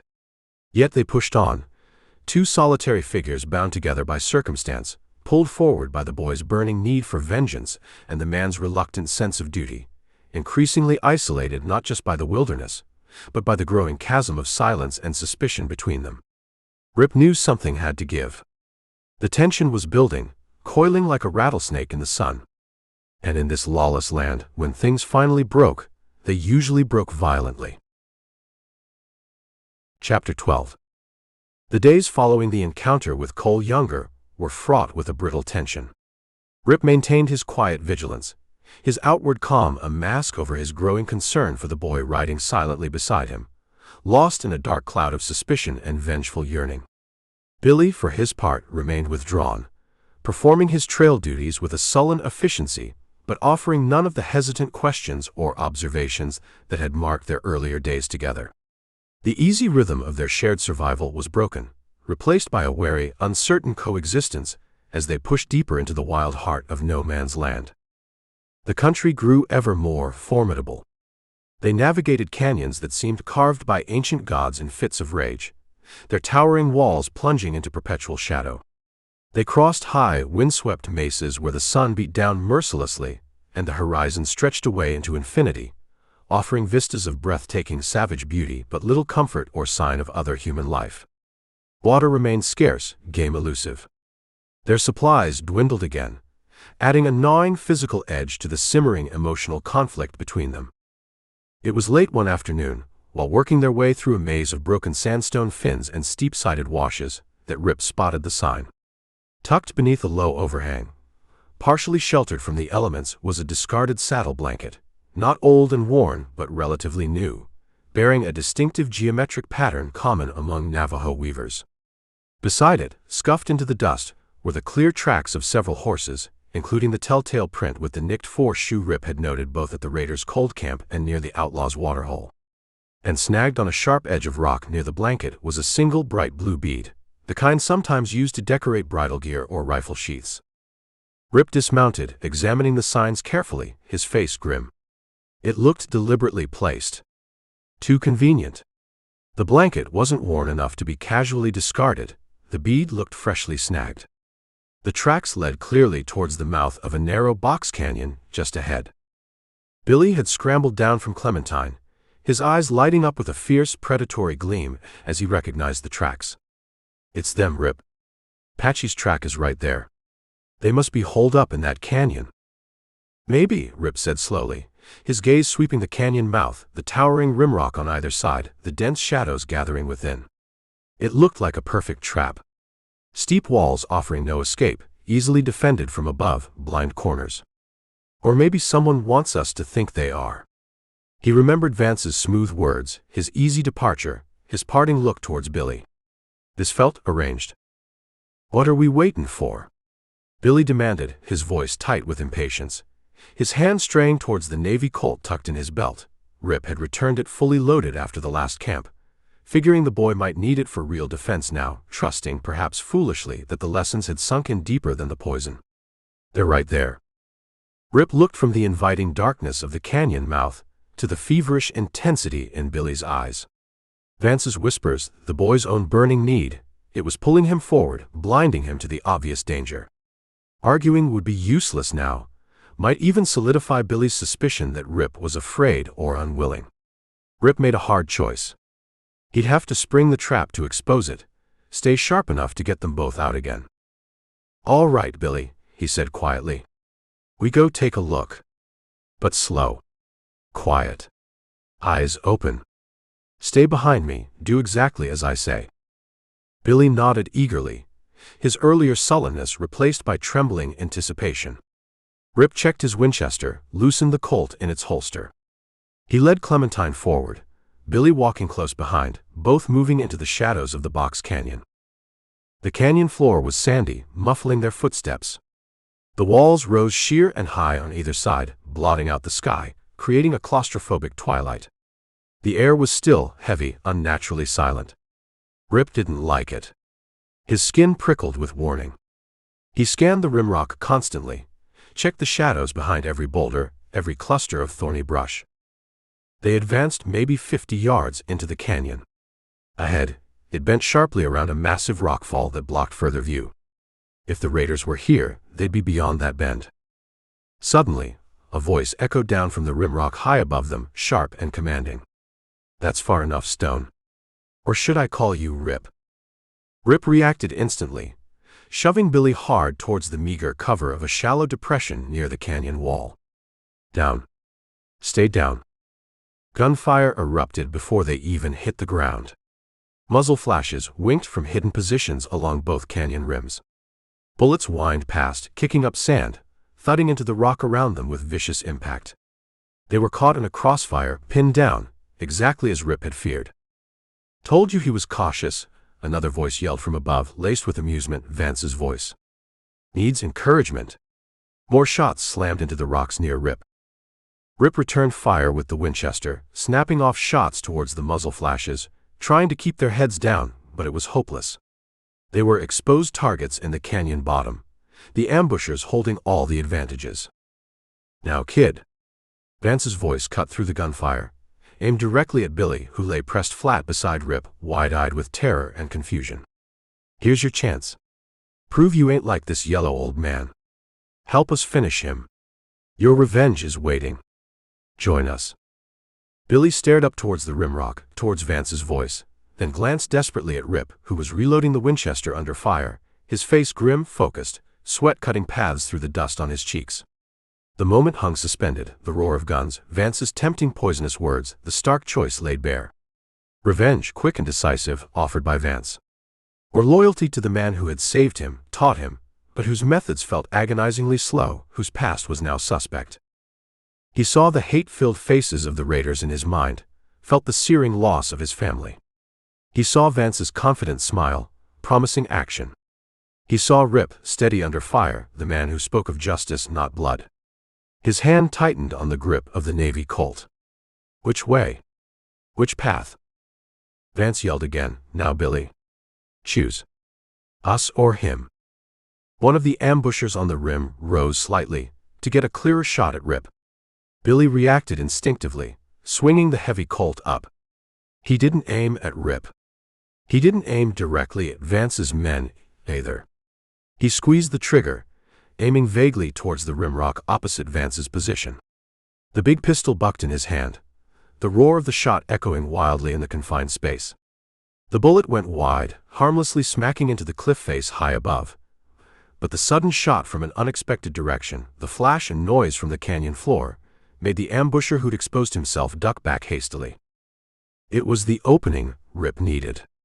In that split second of distraction, he brought the Winchester to his shoulder, fired twice in rapid succession towards Vance's general position. A cry of pain echoed down from the rim. "He's hit," someone yelled up there. "Let's clear out." Vance cursed, loud and vicious. "We'll meet again, Stone. And you too, kid. You made your choice."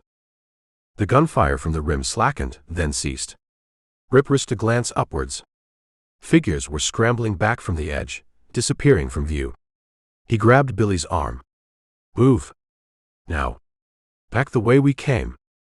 They scrambled back towards the canyon mouth, hugging the wall for cover, expecting shots at any moment. But none came.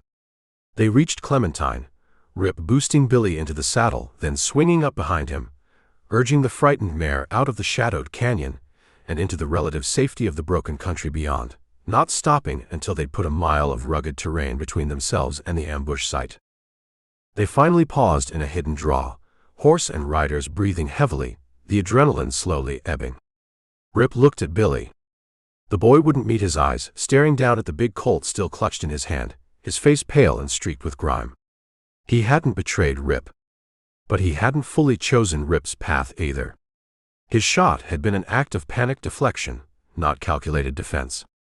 The seeds Vance had planted were still there, perhaps even more potent now, watered by the boy's fear and the violence he'd just experienced. The ambush had failed, but Vance had succeeded in driving the wedge between them deeper than ever. Chapter 13. The hidden draw offered scant shelter but precious concealment. Rip and Billy huddled near the base of a weathered sandstone bluff, the narrow strip of shade offering little respite from the heat bouncing off the canyon walls. Clementine stood nearby, head drooping wearily, still trembling slightly from the flight and the nearby gunfire. The echoes of the ambush had faded, leaving behind a ringing silence broken only by the buzz of insects and the ragged sound of their own breathing. The immediate danger had passed. Vance and his men had retreated after Rip's shots found a mark amongst them, but the aftermath lay heavy between man and boy.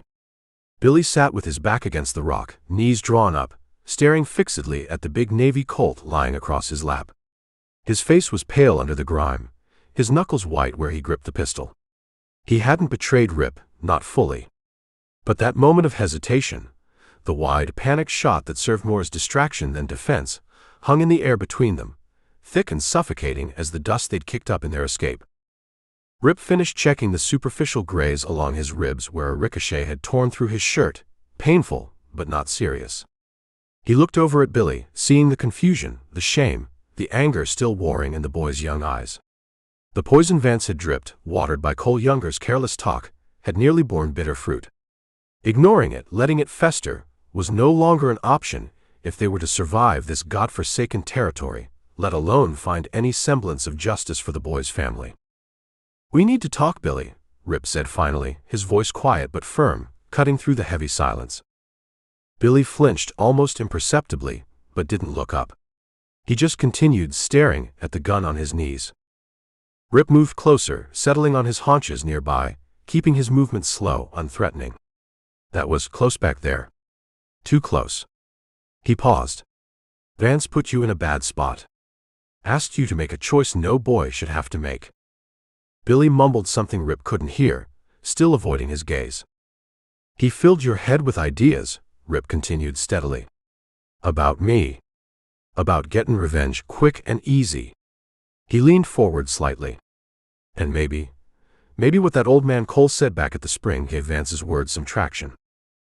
At the mention of Cole, Billy's head came up sharply, his eyes flashing with defensiveness and suspicion. "He said you rode with thieves. Said you stole cattle. Said you were wild." Rip met the boy's accusing gaze without flinching. He let out a long, slow breath, the air rasping slightly in his throat.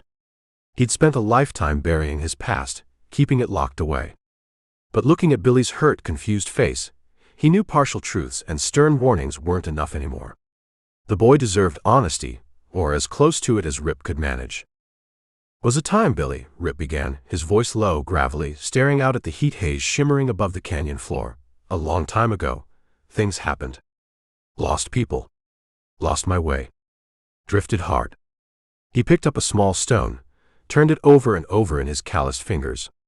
"Wasn't much older than you are now, when I first struck out on my own. Rough times. A man did what he had to, sometimes just to eat, sometimes because he didn't know any better or didn't care." He didn't look at Billy, but he felt the boy's intense gaze fixed on him. "Yeah, I rode with men I shouldn't have. Took jobs best left alone. Cole, he remembers one small piece of it. There were others. Times I walked close to the edge, maybe stepped over it once or twice without looking back."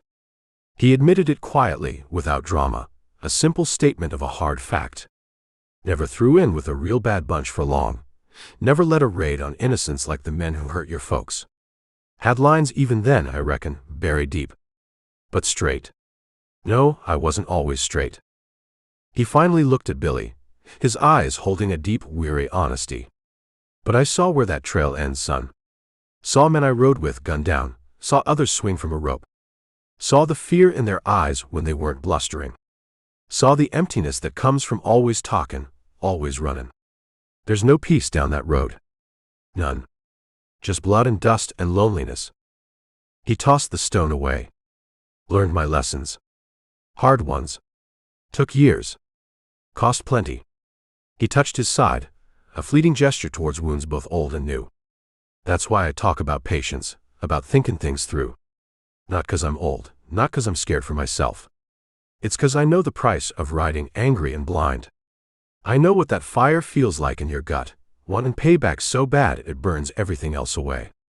And I know it don't lead nowhere good. Nowhere your folks would want you to end up. He let the silence settle again, giving the boy time to absorb the unexpected confession. Rip admitting mistakes, admitting a past less than heroic. It seemed to breach the wall Billy had erected. After a long moment, Billy spoke, his voice barely a whisper, still staring at the gun in his lap. Vance, he made it sound easy. Said they knew how to handle men like them. Said they'd help me get justice. Quick. He looked up then, his eyes filled with a turmoil of conflicting emotions. When the shooting started, I didn't know what to do. He was yelling, you were. He couldn't finish, just shook his head miserably, ashamed of his hesitation, his confusion. Rip reached out, not to touch the boy, but resting a hand gently on the Navy Colt in Billy's lap. Vance is a snake, Billy. Knows how to whisper what a hurting soul wants to hear. He wasn't offering justice. He was offering to use your hate for his own ends, whatever they are. He looked at the boy's troubled face. You were scared. Confused. Caught in the crossfire. But you didn't turn on me. You didn't join them. He squeezed the boy's knee lightly through the worn denim. That shot you fired. Maybe it didn't hit anyone, maybe it wasn't what you meant to do, but it made him duck. Gave me the second I needed. Take strength to fight that poison, Billy. Even if you just fight it to a standstill for a moment. You did all right. It wasn't exactly praise, but it was acknowledgement. Understanding. Acceptance of the boy's struggle, his imperfection. Billy looked up, searching Rip's face, and for the first time since Last Chance Creek, the suspicion in his eyes began to recede, replaced by a dawning fragile trust. Rip hadn't condemned him. He'd understood. And he'd trusted him with the truth about his own flawed past. A silent understanding passed between them, raw and unspoken, forged in the crucible of the ambush and cemented by Rip's difficult honesty. The shared danger, the revealed truths, hadn't magically erased Billy's grief or Rip's weariness, but it had cleared the poisoned air between them. They were still two solitary figures against a vast, dangerous landscape, but perhaps finally they were facing it together again. The trail ahead remained treacherous, the goal uncertain, but the bond, tested and strained, had held. For now. Chapter 14. The sun climbed over the jagged eastern rim of the vast broken tablelands, painting the sandstone cliffs in hues of rose and gold, a breathtaking spectacle of dawn that seemed utterly indifferent to the affairs of men. In the hidden draw where they'd taken refuge after the ambush, Rip stirred the small fire back to life. The air was cool, carrying the clean scent of cedar and dry rock. Across the fire, Billy was already awake, sitting hunched with a blanket around his shoulders, staring towards the south, but the frantic, burning impatience in his eyes had been replaced by a quieter, more somber intensity. The raw honesty shared in the aftermath of the fight, Rip's unexpected confession of his own flawed past, and his validation of Billy's need for justice even while condemning blind vengeance, had subtly shifted the ground beneath them. The poisonous whispers of Vance and the unsettling revelations of Cole Younger hadn't been erased, but they seemed less potent now, challenged by the undeniable reality of Rip's actions in the ambush and his subsequent difficult honesty. A fragile bridge of understanding spanned the chasm that had opened between them. As they broke camp, the movements were still quiet, but the sullen tension had eased. Billy worked with a focused diligence, checking Clementine's cinch, refilling the canteens at the nearby seep without needing to be told, his earlier resentment seemingly replaced by a watchful readiness. Rip observed him, sensing the change. The boy's fire hadn't gone out, but perhaps the raw consuming heat was being banked, channeled. Now was the time, Rip knew, to give that fire a different draft, a purpose beyond mere destruction. While Billy secured their meager supplies onto the mare, Rip walked over, standing beside him, looking south towards the rugged expanse that hid the men they sought. "Billy," he began, his voice low, serious. "Those men, the ones who killed your folks, they owe a debt. A heavy one. That fire inside you, wanting to see 'em pay." He paused, meeting the boy's gaze directly. "That fire's natural. It's right in its way. Don't let anyone tell you different." He saw a flicker of surprise, then fierce gratitude in Billy's eyes. Rip held up a hand before the boy could speak. "But how we collect that debt, that matters. Matters more than anything." He kicked lightly at a loose stone with his boot heel. "Riding in blind, guns blazing, focused only on putting bullets in 'em, that path ends quick and ugly. Might get one or two, maybe.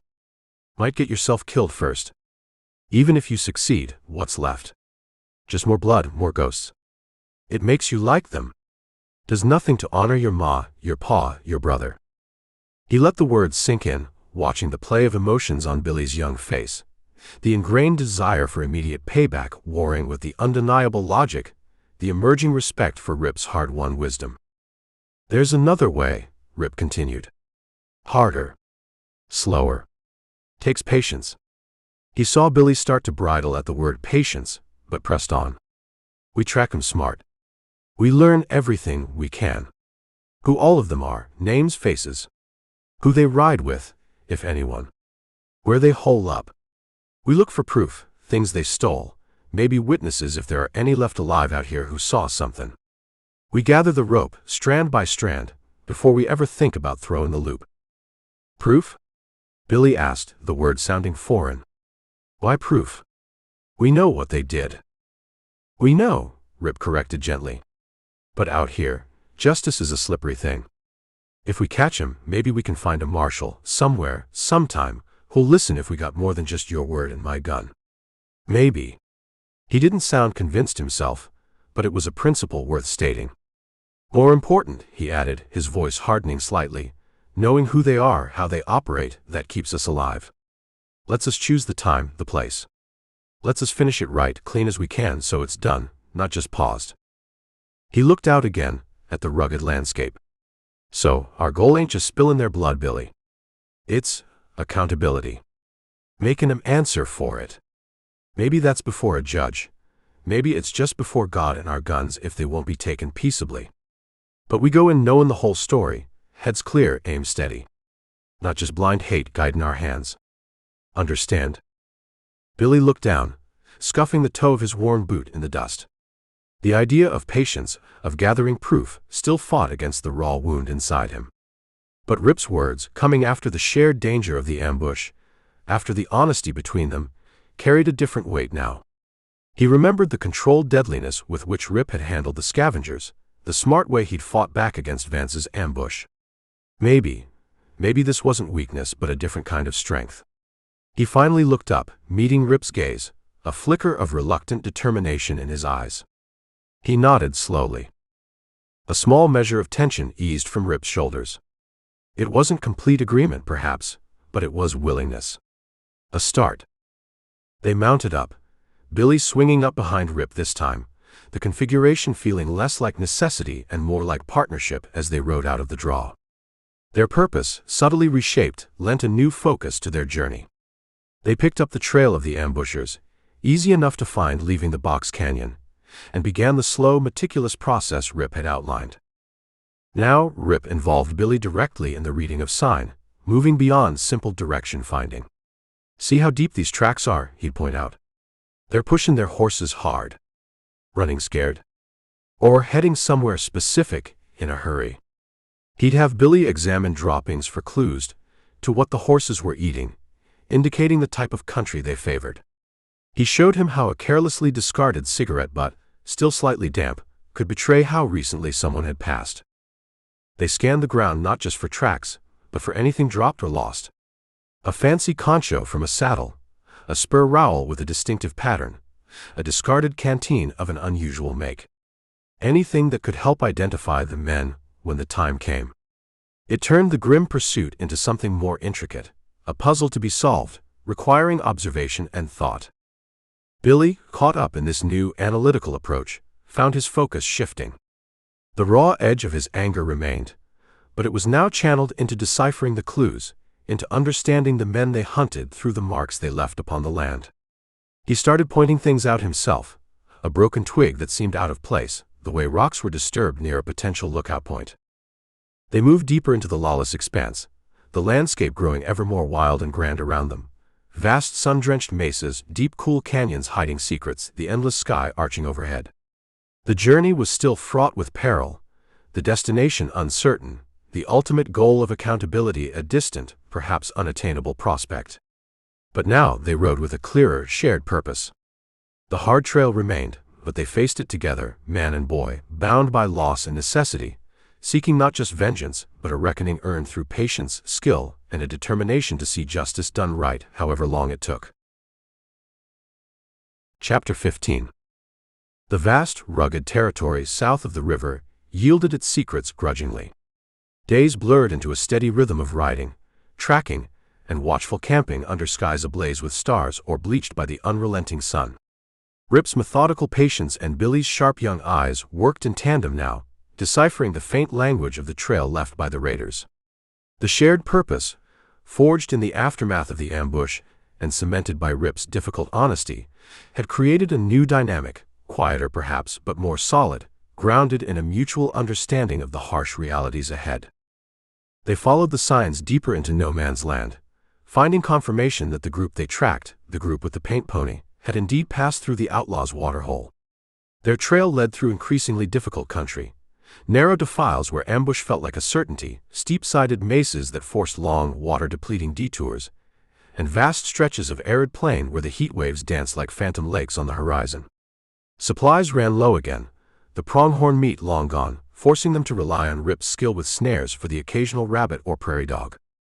It was during one particularly grueling stretch, navigating a wide waterless basin dotted with heat-blasted rock formations and thorny mesquite, that Rip spotted the buzzards circling lazily in the distance. Not a good sign, ever. He motioned for Billy to halt Clementine in the meager shade of a rocky overhang while he went ahead on foot, Winchester ready. He crested a low rise and saw the source. A lone horse lay dead on the flat below, saddle still cinched, already bloating in the oppressive heat. Buzzards perched nearby, waiting patiently. Rip scanned the area. Tracks indicated the horse had been ridden hard, then collapsed. Nearby, fainter tracks led away. A man on foot, staggering, heading towards a jumble of boulders perhaps half a mile further on. Someone desperate. Someone likely wounded or dying of thirst. Signaling Billy to follow carefully with Clementine, Rip approached the fallen horse, then picked up the man's trail. He found him collapsed in the narrow band of shade offered by the boulders. He was young, maybe barely out of his teens, dressed in dusty sweat-stained range clothes. His face was pale under its tan, lips cracked, eyes closed. A dark, ugly stain spread across his left thigh, buzzing with flies, a gunshot wound poorly bandaged with a torn strip of dirty cloth. He was alive, though barely, his breathing shallow and ragged. A discarded pistol lay near his outstretched hand. Rip knelt beside him, gently easing the canteen to the young man's lips. The man's eyes fluttered open, filled first with terror, then confusion, as he focused on Rip's face. He tried to reach for the pistol, a pathetic, weak gesture. "Easy now," Rip said quietly. "Not gonna hurt you." Saw the buzzards. Billy had come up silently on Clementine, his eyes wide as he took in the scene, the dead horse, the wounded man. The man drank greedily from Rip's canteen, water spilling down his chin. He coughed, winced from the pain in his leg. Who are you?" he rasped. "Just passing through," Rip said noncommittally. "Looks like you ran into some trouble back there." He nodded towards the direction the man had stumbled from. Fear flared again in the young man's eyes. They coming after me." "Didn't see anyone trailing you," Rip reassured him. "Who's they?" The man hesitated, licking his cracked lips, his gaze darting nervously around the desolate landscape, as if expecting riders to appear over the rise at any moment. He looked from Rip's steady, non-threatening gaze to Billy's solemn, watchful face. Desperation won out over caution. "Silas Vance," he choked out. "And his bunch. I rode with them." Rip's eyes narrowed slightly. "Vance. The smooth-talking tempter from Last Chance Creek, the leader of the ambush. So this was one of them. Vance's bunch. Rip prompted gently. What happened? We hit a homestead north of here a few weeks back, the young man, who gave his name as Colby, confessed, the words tumbling out now in a rush of fear and pain. Supposed to be quick, just horses and cash. But Vance, he got riled. Killed the man, the woman, even their other boy. He shuddered, glancing involuntarily at Billy, whose face had gone rigid, pale beneath the dust. I didn't sign on for that kind of slaughter. Then back near the breaks. Vance shot me. Said I knew too much, or maybe just didn't like the way I looked at him after the killin'. Left me for dead. Billy made a small, choked sound. Rip put a calming hand on the boy's arm. So this was one of them. Not just an outlaw, but one of the raiders. One of the men who had destroyed Billy's world. Rip could feel the boy trembling beside him, vibrating with renewed hate. Vance is a snake, Rip said quietly to Colby, keeping his voice level, trying to project calm for Billy's sake as much as Colby's. Where was he headed after he left you? Colby clutched his wounded leg, grimacing. He wouldn't trust the likes of me with the whole plan. But I heard talk. Something big. A payroll stage, headin' for the Fort Elliott Diggin'. Supposed to be carryin' Army paymaster funds. Easy pickin', Vance said. Hits it tomorrow, maybe the day after, at the ford on Red Creek Crossing. He pointed vaguely southeast. Said it'd be lightly guarded out here. A stagecoach robbery. Army payroll. That was bolder than simple homestead raiding. And specific. Time-sensitive. Rip exchanged a look with Billy. The boy's eyes were burning, but he seemed to understand the shift. This wasn't just about past crimes anymore. It was about preventing the next one. Red Creek Crossing, Rip repeated thoughtfully. Know the place? Colby nodded weakly. Maybe 2 days' ride southeast. If you push hard. Lonely spot. Good for an ambush. Rip considered the situation. Colby was likely telling the truth, desperate and fearing Vance might circle back. The information felt solid. It provided a concrete destination, a chance to intercept Vance and the rest of the gang, including, presumably, the man who rode Billy's father's horse. All right, Colby, Rip said, making a decision. He cleaned and rebandaged the young man's leg as best he could, with supplies from his saddlebag. The wound was nasty, needed real attention, but it wasn't immediately fatal if infection didn't set in.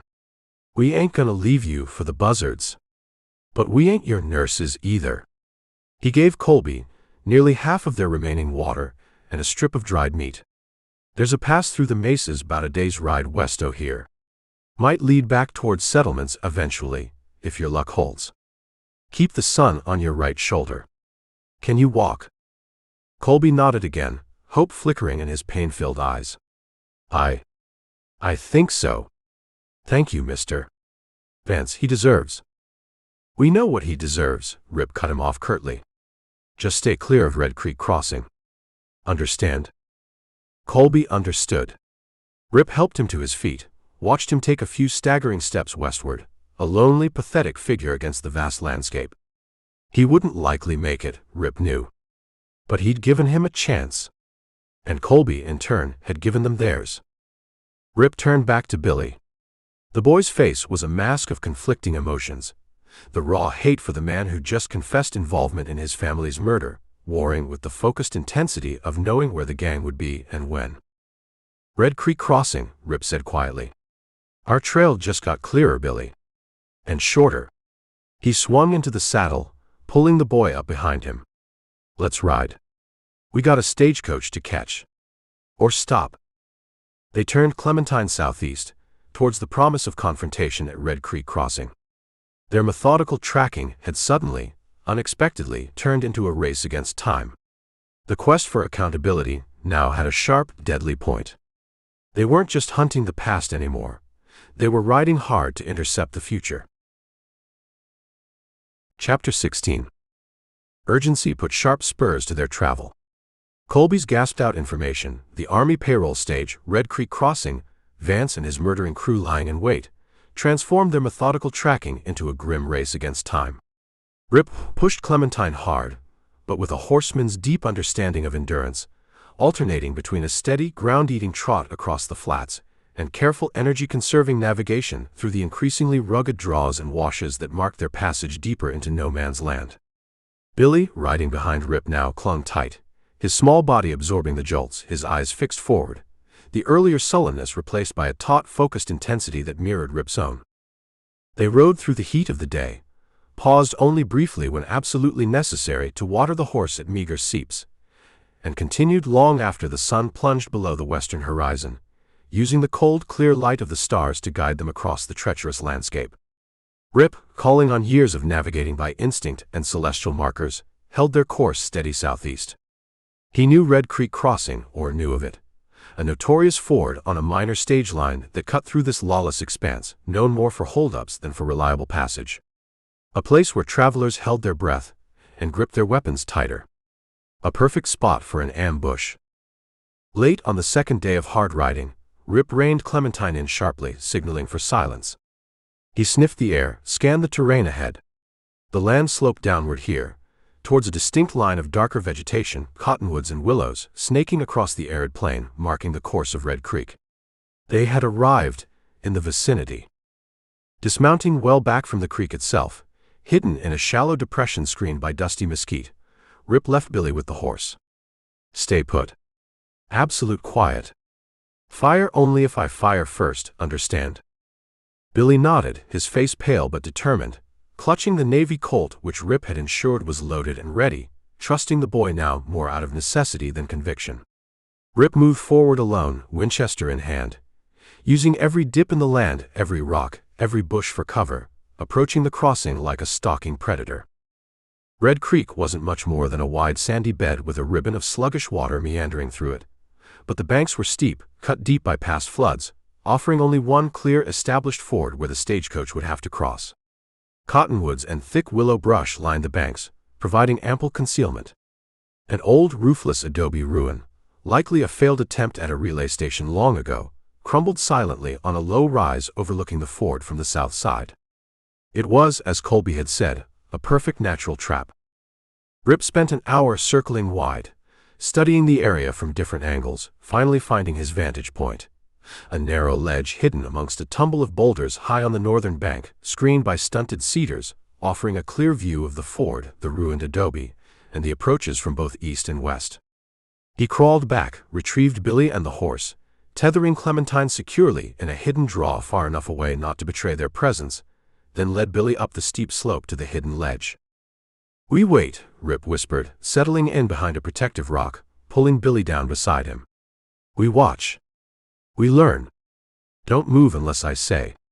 Don't make a sound." And so began the vigil. The long hours crawled by under the immense, silent sky. The sun beat down, reflecting fiercely off the pale rock, the heat building in their cramped hiding place. Thirst grew into a constant companion, managed only by disciplined sips from their nearly empty canteens. Flies buzzed annoyingly. Muscles cramped from enforced stillness. At first, Billy fidgeted, his youthful impatience warring with the imposed silence and inactivity. He desperately scanned the empty landscape, expecting Vance and the raiders to appear at any moment. Rip let him be for a time, then began pointing things out quietly, drawing the boy's attention away from his own frustration and towards the discipline of observation. "See that hawk, Billy? Circling high. He's watching something down by the creek bend. Might be rabbits. Might be something else moved through there recently. Later, feel that wind shift? Coming from the south now. Means if they approach from that way, the horses might not scent us unless they get close." He showed Billy how shadows moved, how distant dust plumes could signal riders long before they were visible, how the behavior of prairie dogs or quail could serve as an early warning system. Slowly, grudgingly, Billy began to understand. This wasn't just waiting, it was gathering knowledge. It was Rip's way, patience, observation, understanding the field before the fight. He started watching with a new focus, noting the details Rip pointed out, even spotting a flicker of movement, a deer cautiously approaching the water before Rip did. A small victory, but a significant one. He was learning the value of seeing, not just wanting. The first day passed with no sign of the raiders. Doubt began to creep into Billy's mind. Had Colby lied? Had they missed them? But Rip remained patient, watchful, his gaze sweeping the terrain with unblinking intensity. It was mid-morning on the second day when Rip stiffened, nudging Billy silently. Far to the west, small figures had appeared, resolving slowly into 4 riders approaching the crossing at a casual pace. Rip studied them through narrowed eyes. Hard to be sure from this distance, but the way they sat their horses, the careless readiness of their visible weapons, they fit. As they drew closer, Billy let out a sharp, involuntary gasp, quickly stifled. Rip didn't need to ask why. One of the horses was Patchy, his father's paint pony, its distinctive markings unmistakable even from afar. Riding it was the broad-shouldered man, in the dusty duster Rip remembered from the waterhole. 3 other riders accompanied him, one lanky youth who looked nervously competent, another thick-set, surly-looking man, and leading them slightly, riding with an easy arrogance, was Vance. Smooth, confident Vance, looking utterly at home in this desolate landscape. The raiders had arrived. Rip and Billy watched, hidden and silent, as the 4 men didn't cross the creek but dismounted near the ruined adobe on the south bank. They weren't just passing through, they were setting up. Vance conferred with the others, pointing towards the ford, towards the eastern approach trail. The men dispersed, taking up positions. 2 concealed themselves in the brush near the ford itself. The lanky youth climbed partway up the slope towards the adobe ruin for a higher vantage point, while Vance and the man on Patchy remained near the ruin, scanning the eastern horizon where the stagecoach would presumably appear. From their hidden ledge, Rip and Billy had a clear view of the unfolding ambush plan. They saw the casual way the men handled their rifles, heard faint snippets of coarse laughter drifting up on the wind. Later, they watched as Vance and the broad-shouldered man idly amused themselves by taking potshots at lizards skittering across the adobe walls, their casual cruelty a chilling counterpoint to the beauty of the day. Billy watched, his small body rigid, fists clenched, breathing shallowly. Seeing the men, especially the one riding his father's horse, seeing their casual brutality, their confident preparation for robbery and likely murder, it burned away the last vestiges of the romantic outlaw myth he'd entertained back at Last Chance Creek. These weren't misunderstood rebels, they were predators. Hard. Cruel. Deserving of what was coming to them. But now, watching them through Rip's cautious eyes, understanding the tactical advantage of their hidden position, he also understood the deadly folly of charging in blind. Rip watched too, his face grim, making careful mental notes. 4 men now visible.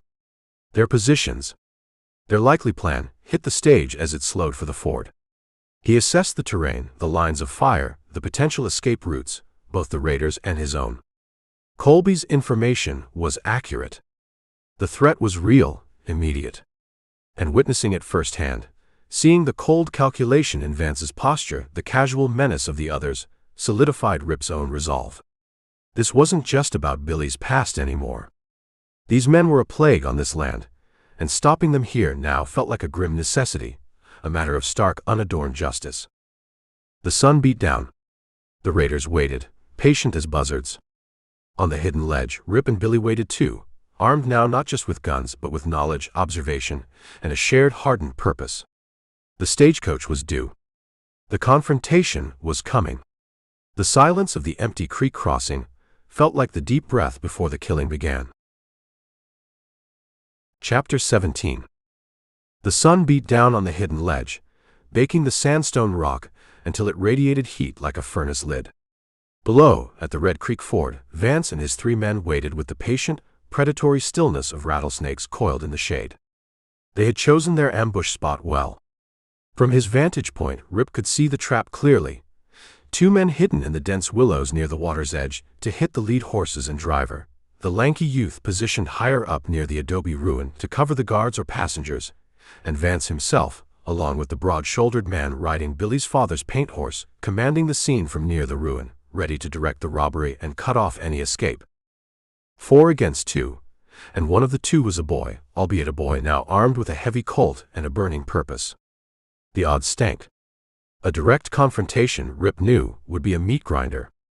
They might take 1 or 2 with them, maybe even disrupt the robbery, But survival, let alone capturing the men for the kind of accountability Rip had promised Billy, looked grimly improbable. He needed more guns. He needed help. But where, in this godforsaken stretch of no man's land, could help possibly come from? He scanned the surrounding terrain again, his eyes narrowed against the glare, searching for any sign, any possibility. He noted the way a shallow ravine cut down towards the creek, about a quarter-mile east of their position, offering a covered approach. He marked the angles, the potential fields of fire. He planned, calculated, but the numbers always came up short. Billy lay beside him, equally still, equally watchful now. The boy had learned the hard lesson of patience during their long vigil. He no longer fidgeted, but watched the men below with a cold, focused intensity, his small hand resting on the butt of the Navy Colt. He looked at Rip, his expression questioning, waiting. Rip was about to suggest a cautious withdrawal, a shadowing of the gang, until a better opportunity arose, when a flicker of movement far up the eastern trail caught his eye. Not the stagecoach, not yet. Riders. Two of them, moving slowly, warily, clearly scouting the terrain ahead as they approached the crossing. Rip tensed, bringing the Winchester up slightly. More outlaws. Or something else. He watched them draw nearer, their figures resolving in the clear, dry air.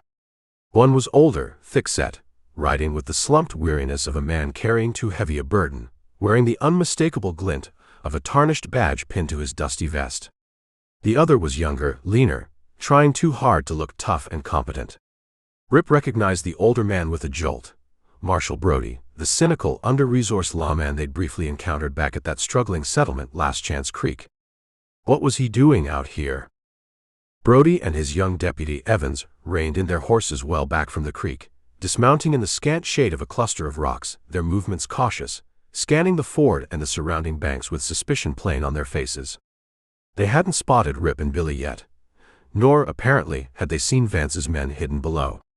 Perhaps Colby, the wounded outlaw Rip had sent packing westward, had somehow crossed their path and given them warning.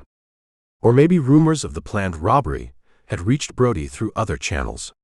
Whatever the reason, their arrival was an unexpected, potentially game-changing complication.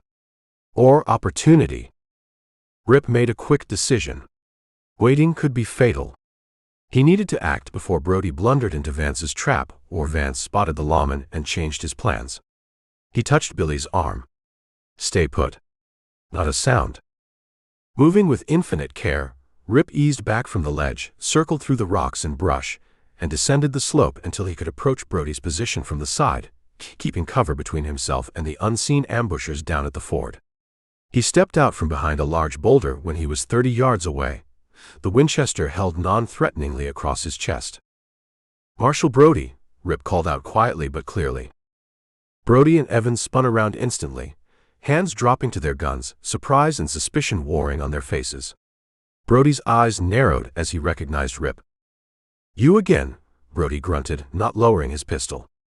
Thought I advised you to head north, Drifter. What devilment brings you to Red Creek? Same devilment that likely brought you, Marshal, Rip replied calmly, ignoring the hostility. Silas Vance and his crew. They're laid up down there by the ford, waiting for the Fort Elliott payroll stage. Brody's eyes widened slightly. Evans looked pale. Vance. Here. You sure? Brody demanded. Saw him myself. 4 of them, including the man riding a stolen paint pony, Rip said, nodding towards the hidden ledge where Billy waited. Been watching them set their trap for hours from up there. 2 in the willows by the crossing, 1 up near the old adobe. Vance and the other one coordinating from the ruins. He relayed the information concisely, accurately. Stage could be along any time. They aim to take the peril, and likely leave no witnesses. Brody chewed on this, his gaze shifting from Rip towards the creek ford, then back again. He still looked skeptical. A drifter appearing out of nowhere with detailed ambush plans, it smelled fishy. How'd you come by this information, Rip? Or is it stone, wasn't it? Got a stake in this payroll yourself? Rip met the marshal's suspicious gaze, levelly. Let's just say Vance and me have unfinished business. And the boy up there, he gestured towards the ledge, he has even more reason to see these men stopped. They murdered his family back up north. That paint pony down there belonged to his pa. The mention of the murdered family seemed to register with Brody. Perhaps he'd heard rumors, or perhaps it just added a layer of grim credibility to Rip's story. He lowered his pistol slowly, though his eyes remained wary. Young Deputy Evans followed suit, looking relieved. 4 of 'em, you say? Brody asked, rubbing his jaw. Vance, Jake Simmons on the paint horse, who else? Didn't get names on the other 2, Rip said. One's lanky, jumpy. The other's thick-set, mean-looking. Brody nodded grimly. Sounds like Tully and the kid Miller. Rode with Vance before. He spat into the dust. Army payroll. Damn fool, notion sending it through here with just 2 outriders. He looked at Rip, then up towards the ledge, then back down at the ford. He was clearly weighing the odds, the risks, his duty. Just me and Evans here. Against 4 hardened killers, already in position. 4 against 4 is better odds than 4 against 2, Rip pointed out quietly. Especially if we hit 'em before that stage rolls into view. Surprise 'em while they're waitin'. The boy? Brody asked, hesitant. He stays back, Rip said firmly. Holds the horses, maybe watches our backs from a distance. He won't be in the direct line of fire. But he needs to see this through. Needs to see justice done or accounted for. Brody considered it, the harsh lines on his face deepening. He was no hero, Rip knew. Just a tired lawman, trying to hold back the tide in a land where the tide always seemed to be coming in. But the army payroll, the cold-blooded plan, it was too much to ignore. All right, Drifter, Brody said finally, making his decision. Looks like we just formed ourselves a posse. What's your plan? Relief, cold and sharp, washed through Rip. They had a chance now. A slim one maybe, but a chance. He quickly outlined his idea, using his observations from the ledge, hitting the flankers in the willows first, using the ravine for a covered approach, pinning Vance and Simmons down at the ruin. Brody listened intently, nodding occasionally, adding his own thoughts based on his knowledge of Vance or the terrain. Evans listened too, looking increasingly nervous but resolute. Within minutes, the plan was set. Rip retrieved Billy from the ledge, explaining the situation quickly, assigning the boy the task of holding their horses further back up the ravine, and firing a single warning shot only if someone tried to circle around behind them. Billy nodded, his eyes bright with a mixture of fear and fierce purpose. Then the 4 unlikely allies, the haunted drifter, the jaded marshal, the green deputy, and the shadow of the vengeful boy waiting with the horses, began their cautious move towards the ford, melting into the landscape, weapons ready. The sun beat down, the creek murmured, and the trap set by Vance for the stagecoach was about to be sprung by justice, however rough and unlikely its form. The quiet before the storm was over. Chapter 18. The sun climbed higher, shortening the shadows, baking the silence into the very rocks around Red Creek Crossing. On the hidden ledge overlooking the ford, Rip and Billy had watched Vance and his crew settle into their ambush positions, a cold knot tightening in Rip's gut with every passing moment. Down below, near the crumbling adobe ruin on the south bank, Jake Simmons idly stroked the neck of Billy's father's paint horse, while Vance scanned the eastern trail with impatient arrogance. Concealed in the dense willow thickets flanking the sandy ford itself, Tully and the jumpy kid Miller were invisible, but their presence was a palpable threat. 4 guns, strategically placed, waiting for the unsuspecting stagecoach. Now, joined by Marshal Brody and Deputy Evans, the equation had shifted, but the danger remained acute. Leaving Billy hidden further back up the ravine with instructions to hold the horses and watch their rear, Rip led the 2 lawmen in a wide, cautious circle, utilizing the terrain's natural contours for concealment. They moved like ghosts through the shimmering heat haze, placing each footfall with care, communicating with terse hand signals learned over years on disparate, dangerous trails. They descended into the shallow ravine Rip had noted earlier, its winding course offering a covered approach towards the creek bank opposite the adobe ruin. The gully floor was sandy in places, rocky in others, choked with greasewood and brittle brush that rustled betrayingly if touched. Brody moved with a surprising quietness for a man his size, his face set in grim lines, shotgun held ready. Young Evans followed close behind, eyes wide, sweating profusely under his hat brim, trying to emulate the older men's stealth while clutching his rifle so tightly his knuckles were white. Rip took the lead, his senses stretched taut, reading every track, every shadow, every unnatural silence.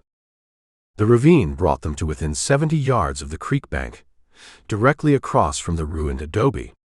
From here, they had a clear line of sight to Vance and Simmons, though the crumbling walls offered the outlaws considerable cover. Further downstream, partially obscured by a bend in the creek and the thick willows, was the fort itself, where Tully and Miller lay hidden. Rip knew his own best position was separate, offering a flanking angle on those two. He signaled to Brody and Evans. "Hold here. Wait for my first shot. Focus on the ruin. Keep their heads down." Brody nodded curtly, understanding the tactic. Evans swallowed hard, but gave a shaky affirmation. Rip slipped away from them, moving upstream along the ravine's edge, then crawling on his belly through thick buffalo grass and prickly pear, until he reached the cluster of rocks he'd chosen earlier, the spot offering the best view of the willow thicket near the ford. He eased the Winchester into position, resting the barrel on a flat stone, settling in, controlling his breathing. He could see the slight bulge in the willows where one man, likely Miller, the jumpy one, was concealed. The other, Tully, was deeper in, invisible for now. The world seemed to hold its breath. The only sounds were the gentle murmur of the creek, the buzz of insects, the frantic pounding of Rip's own heart against the rock. Far off, almost imagined, he thought he heard a faint rumble, the distant sound of rolling wheels. The stage. Time had run out. Rip took careful aim at the spot where Miller shifted slightly in the willows. He let out half a breath and squeezed the trigger. The Winchester cracked, sharp and definitive in the stillness. Simultaneously, the heavier booms of Brody's shotgun and Evans' rifle echoed from down the ravine, aimed towards the adobe ruin. Chaos erupted at the creek crossing. From the willows came a choked cry and a violent thrashing, then silence from Miller's position. Tully, startled into revealing himself, burst from deeper in the thicket, firing a pistol wildly towards Rip's rocks. Across the creek, near the ruin, Vance and Simmons dove for cover behind the crumbling adobe walls as buckshot and rifle slugs slammed into the ancient mud bricks around them. Jake Simmons cursed as a shot perhaps grazed the paint horse, making it rear and scream in terror. Rip ignored the chaos from the ruin, focusing on his own immediate threat. He levered another round into the Winchester, as Tully, realizing his exposed position, turned and splashed desperately back across the shallow creek towards the cover of the south bank willows. Rip tracked the fleeing figure, leading him slightly, and fired again. Tully stumbled midstream, spun around, and collapsed face down in the water, sending up a splash of muddy red. 2 down. But the fight was far from over. Heavy gunfire now erupted from the ruin, Vance and Simmons returning fire furiously towards Brody and Evans' position in the ravine. Rip could hear the sharp crack of their Colts, the deeper roar of a shotgun, likely Vance's. Bullets whined off the rocks near the ravine's edge. Rip shifted his position slightly, trying to get an angle on the ruin, but the crumbling walls offered good protection. He saw Jake Simmons risk a look around the edge of the wall, bringing his rifle up. Rip fired instantly. The bullet chipped adobe near Simmons' head, driving him back under cover. "Evans, keep him pinned," Brody yelled from the ravine, his voice calm despite the gunfire. Rip heard the marshal's shotgun boom again, answered by a volley from the ruin. This was the dangerous part. 2 determined men, cornered but well-armed and behind solid cover. They wouldn't be flushed out easily. Rip scanned the terrain. Vance and Simmons were focused on the ravine now. Could Rip move closer, get a better angle without exposing himself? He began crawling again, using rocks and brush, working his way downstream along the northern bank, trying to get parallel with the ruin. It was slow, painstaking work, every movement potentially drawing fire. He could hear the continued exchange of shots between the ruin and the ravine. Brody's steady shotgun blasts, Evans' more sporadic rifle fire, the angry crackle of Colts from Vance and Simmons. He reached a position behind a thick cottonwood trunk, maybe 80 yards from the ruin. From here, he could just see the corner where Simmons kept peering out. He waited, Winchester ready. Suddenly, the paint horse, still tethered near the ruin but frantic with terror from the noise and flying lead, reared violently, snapped its reins, and bolted blindly away from the building, galloping riderless downstream. Simmons, perhaps relying on the horse for cover, was momentarily exposed. Rip didn't hesitate. He fired. Simmons cried out, staggering back against the adobe wall, clutching his arm, his rifle clattering to the ground. Simmons is hit. Vance yelled from within the ruin. The return fire slackened for a moment. "Give it up, Vance," Brody roared from the ravine. "You're surrounded. Throw out your guns." A string of curses was Vance's only reply, followed by a renewed burst of gunfire, wilder now, more desperate, aimed towards the ravine. Vance was alone in there, besides the wounded Simmons, but he clearly had no intention of surrendering. Rip sighted carefully on the window opening in the crumbling wall where Vance's muzzle flashes appeared. The stagecoach was closer now. He could hear the rumble of wheels, the jingle of harness, maybe even distant shouts. Time was running out. The fight for Red Creek Crossing raged under the hot sun, the outcome hanging precariously in the balance, measured in heartbeats and bullets. Chapter 19. The brief lull following Jake Simmons' cry of pain from behind the adobe ruin was shattered by a fresh, defiant roar from Silas Vance's Colt, spitting lead towards the ravine where Marshal Brody and Deputy Evans were crouched. Vance was cornered, one man wounded beside him, two others likely dead or dying down by the creek, but he fought like a badger trapped in a hole, vicious, desperate, and dangerous. Rip hugged the rough bark of the cottonwood tree, peering cautiously around its trunk. He saw Brody and Evans returning fire steadily, pinning Vance down, but the thick adobe walls offered too much protection for a quick resolution. Across the creek, Jake Simmons had slumped against the wall, clutching his shattered shoulder, momentarily out of the fight but still alive. Vance was effectively alone, but still lethal. Just then, a new sound intruded, cutting through the gunfire, the rumble of heavy wheels, the jingle of harness, distant shouts. The stagecoach. It appeared around the bend on the eastern trail, drawn by 4 straining horses, dusty and travel-worn, swaying on its thoroughbraces. A whip cracked, the driver urging the team towards the ford, likely eager to reach the relative safety of the station ruin, oblivious to the deadly reception committee awaiting him. A single guard sat beside the driver, shotgun held across his lap, scanning the creek banks warily. "Hold your fire," Rip yelled towards the ravine, hoping Brody and Evans would understand.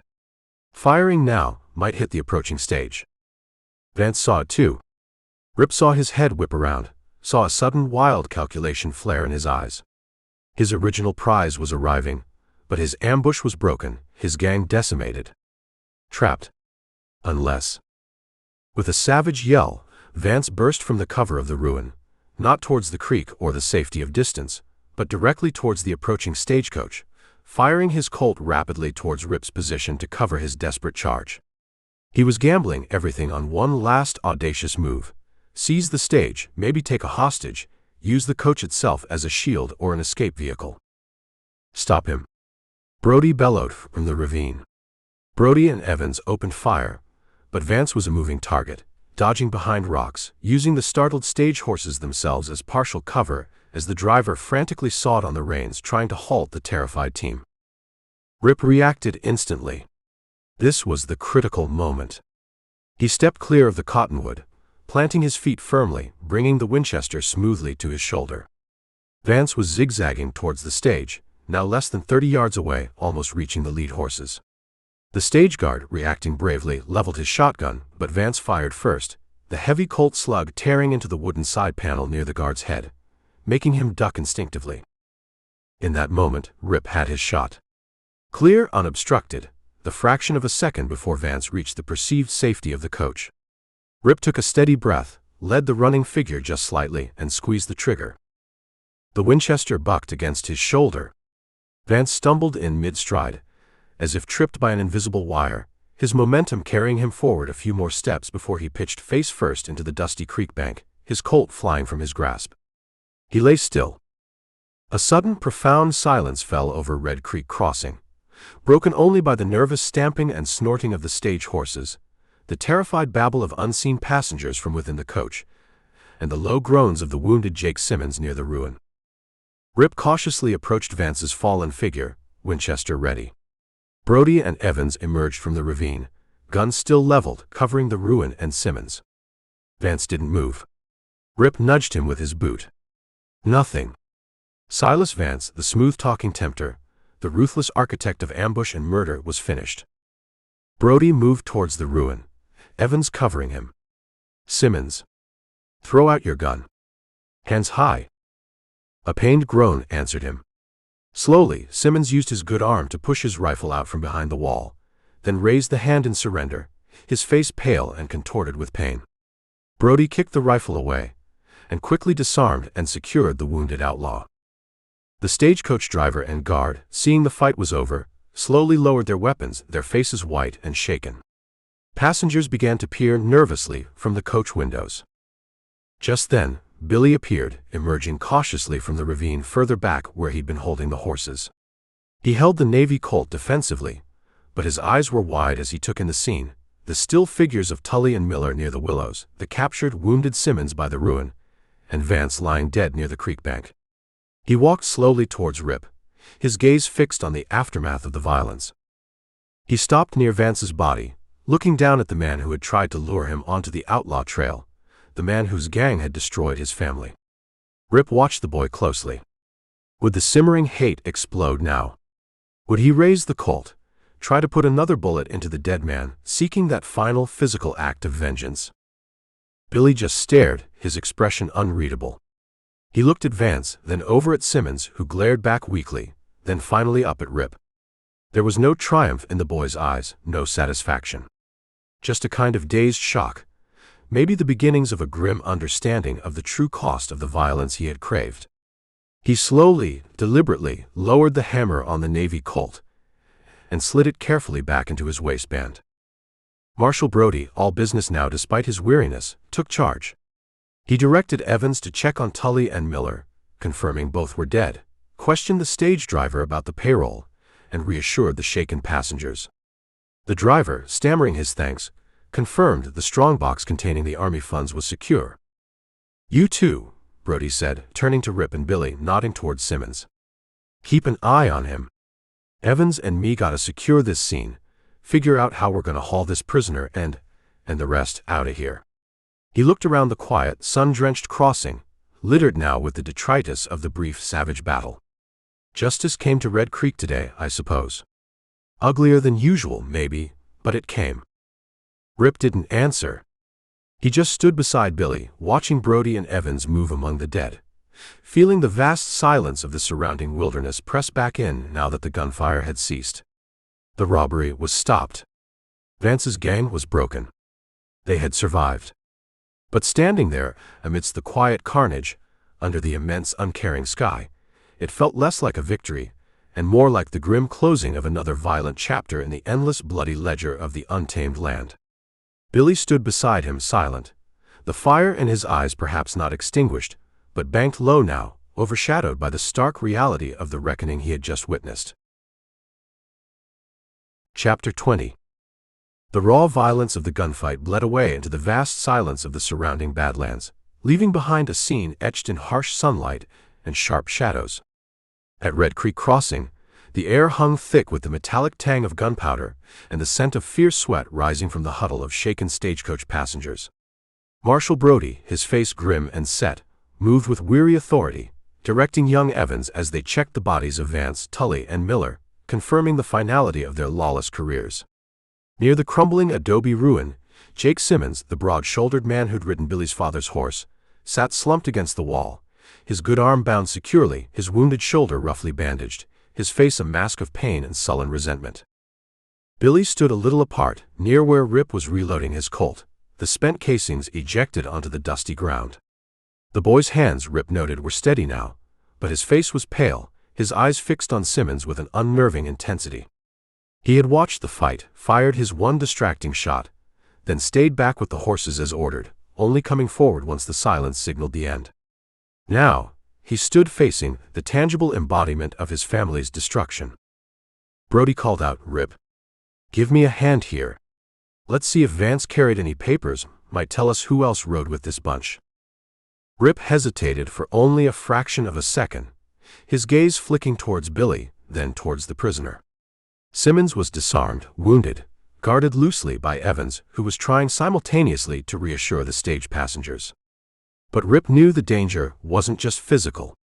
He gave Billy a long, steady look, conveying a silent message of trust and warning, then turned to join the marshal near Vance's body.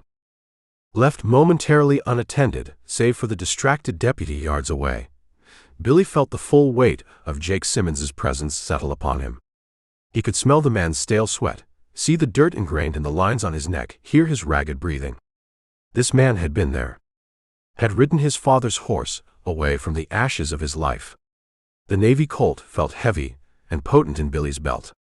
His heart hammered against his ribs. Simmons, perhaps sensing the boy's burning gaze, or maybe just lashing out from his own pain and humiliation, slowly lifted his head, his eyes narrowed and cruel, finding Billy's. A sneering smile twisted his lips. "What you lookin' at, whelp?" Simmons rasped, his voice thick with pain but sharp with malice. "Yeah. I remember you. Hidden like a scared rabbit in the root cellar." He chuckled, a low, ugly sound. "Your pa didn't put up much fight. Went down squealin'." He spat weakly into the dust. "That paint horse. Good animal. Rides better for me now." Each word was a calculated blow, striking the raw wound of Billy's grief, fanning the embers of his rage into a sudden blinding inferno. The carefully constructed lessons from Rip, patience, control, justice, not blood, vaporized in the heat of that moment. All he saw was Simmons's sneering face. All he heard were the laughing ghosts of the raiders. All he felt was the searing need to silence this man, to inflict pain, to erase him. His hand moved, seemingly of its own accord, closing around the smooth grip of the Navy Colt. He drew the heavy pistol, the click of the hammer being thumbed back, shockingly loud in the relative quiet. He stepped forward, closer to the wounded, bound man, raising the gun until the dark muzzle was aimed squarely at Simmons's chest. Simmons's sneer faltered slightly, a flicker of genuine fear finally entering his eyes as he stared up into the unwavering barrel and the terrifyingly blank fury on the boy's face. He'd pushed too far. From across the clearing, Rip saw the movement out of the corner of his eye. He saw Billy raise the Colt, saw the deadly intent in the boy's rigid posture. Every fiber of his being screamed to intervene, to shout the boy's name, to knock the gun away. His hand tightened on his own holstered peacemaker. But he didn't move. He held his breath, watching, his heart pounding against his ribs. This was Billy's moment. His choice. The culmination of everything they had faced, everything Rip had tried to teach him, everything the boy had wrestled with inside himself. Intervening now would rob Billy of that choice, perhaps forever tainting whatever path he took next. Rip could only watch and trust. Or hope. Time seemed to stop. The buzz of insects faded. The murmur of the creek fell silent. Only Billy's ragged breathing and the thumping of his own heart filled the world. He stared down the barrel at Simmons. He saw the man who rode his father's horse. He saw the face from his nightmares. He felt the satisfying weight of the gun, the power to end it, to exact his pound of flesh. Vengeance was right here, easy, justified in the eyes of his own pain. But then, other images flickered through his mind. Rip's face by the campfire, talking about consequences, about not becoming the thing you hunt. His father's face, not dying, but smiling, teaching him to ride Patchy. His mother's gentle hands. The crushing weight of the graves they dug under the vast empty sky. Would pulling this trigger honor them? Or would it just make him another killer like Simmons, like Vance? He looked at Simmons again, truly looked at him. Not just the monster from his nightmares, but a wounded, defeated man, breathing raggedly, fear now plain in his eyes behind the fading bravado. Killing him now, it wouldn't bring his family back. It wouldn't erase the horror. It would just be killing. With a shuddering gasp that was almost a sob, Billy lowered the heavy pistol. His arm trembled violently from the strain, both physical and emotional. He didn't holster the weapon immediately, but let it hang heavy at his side. You ain't worth it," Billy choked out, his voice thick, raw. "You'll answer for what you did. To the marshal. Or somewhere else." Simmons just stared, the sneer wiped clean from his face, replaced by a slack-jawed disbelief, maybe even a flicker of grudging respect, in the face of the boy's unexpected restraint. Rip let out his breath in a long silent sigh, the tension draining out of him, leaving him feeling weak-kneed. He gave Billy a slow, almost imperceptible nod across the clearing. The boy saw it, held his gaze for a moment, then looked away, scrubbing furiously at his eyes with his free hand, embarrassed by the tears that threatened to spill. Marshal Brody, alerted by the sudden charged silence, looked over, saw the lowered pistol, the tableau between the boy and the prisoner. He glanced questioningly at Rip. Rip gave a slight shake of his head. Brody grunted, understanding dawning in his weary eyes, and turned back to supervising Evans without comment. Some things on the trail were best left unspoken. Billy finally holstered the Navy Colt, the action feeling both incredibly heavy and strangely light. He had faced the fire, the burning core of his own hate, and chosen not to be consumed. He walked over to where Rip stood beside Vance's body, not looking at his mentor but simply standing near, watching Brody and Evans work. The path ahead was still long, still dangerous, the grief still a raw wound inside him. But in that moment, by the muddy banks of Red Creek, under the vast indifference of the sky, Billy had chosen justice, however imperfect, over vengeance. And in doing so, perhaps, he had taken the first real step towards reclaiming himself. Chapter 21. The silence that fell over Red Creek Crossing after Vance hit the dirt was heavy, thick enough to taste. Dust motes danced in the harsh sunlight slanting under the cottonwoods. The only sounds were the panicked whimpering of a woman from inside the stagecoach, the low groans of Jake Simmons leaning against the adobe ruin, nursing his shattered shoulder, the nervous stomp and snort of the stage team, and the buzzing of flies already finding the dead. Marshal Brody got to his feet, brushing dust from his vest, his face grim.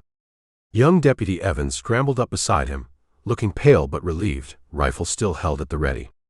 Rip ejected the spent cartridge from his Winchester, automatically replacing it, his eyes scanning the scene, missing nothing. Billy stood frozen near Vance's body for a moment, the big Navy Colt still heavy in his hand, before slowly, deliberately lowering the hammer and holstering it. Brody walked over to Vance first, nudged him with his boot toe, same as Rip had done. No reaction. He checked Tully and Miller, down by the willows, with the same grim economy. 3 down, he announced to no one in particular, his voice flat. He jerked his head towards Simmons. 1 busted up. Evans edged towards Simmons, rifle leveled. Don't you move, Simmons. Simmons just glared, cradling his arm, pain and hate mixing in his eyes. The stage driver, a portly man with sweat staining his shirt, climbed down stiffly from the box, the guard close behind him, shotgun still gripped tight. Holy hell, Marshal, the driver stammered. What, who? Vance and his crew, Brody said curtly. Aimed to take the parole.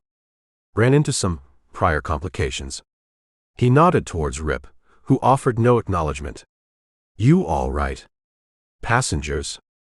Shaken? The driver said, wiping his face with a bandana. Heard the shootin', pulled up short. Bullet hit the coach. Payroll secure. Brody cut him off. Yeah, box is fine. All right. Brody seemed to make a decision. No point you folks lingerin'. Get your team settled, then move on. Best you report this at Fort Elliott soon as you get there. Tell 'em Marshal Brody handled it. Send word I got 1 prisoner, need escort back, maybe a wagon for the cargo. He gestured towards the dead men. While Evans kept his rifle trained on Simmons, Brody walked over to Rip. Billy had drifted closer to Rip now, watching the marshal approach, his face carefully blank. Well, Rip or Stone or whatever you're calling yourself these days, Brody said, his tone holding no warmth but a grudging measure of respect. Looks like you called it right. Ugly business. Usually is, Rip replied, his voice neutral. This boy, Brody glanced at Billy then back at Rip. He all right? He's fine, Rip said. Brody grunted. He'd likely seen the boy holding the gun on Simmons, seen him lower it. He was smart enough, or tired enough, not to ask questions he didn't want answers to. What about you? You headin' on? Need water. Rest the horse. Rip kept it vague. Fair enough. Brody rubbed his jaw, looking at the prisoner, the bodies, the vast empty country stretching around them. Gonna be a long haul, gettin' Simmons back anywhere useful. Can't take the others. He waved a hand towards the dead.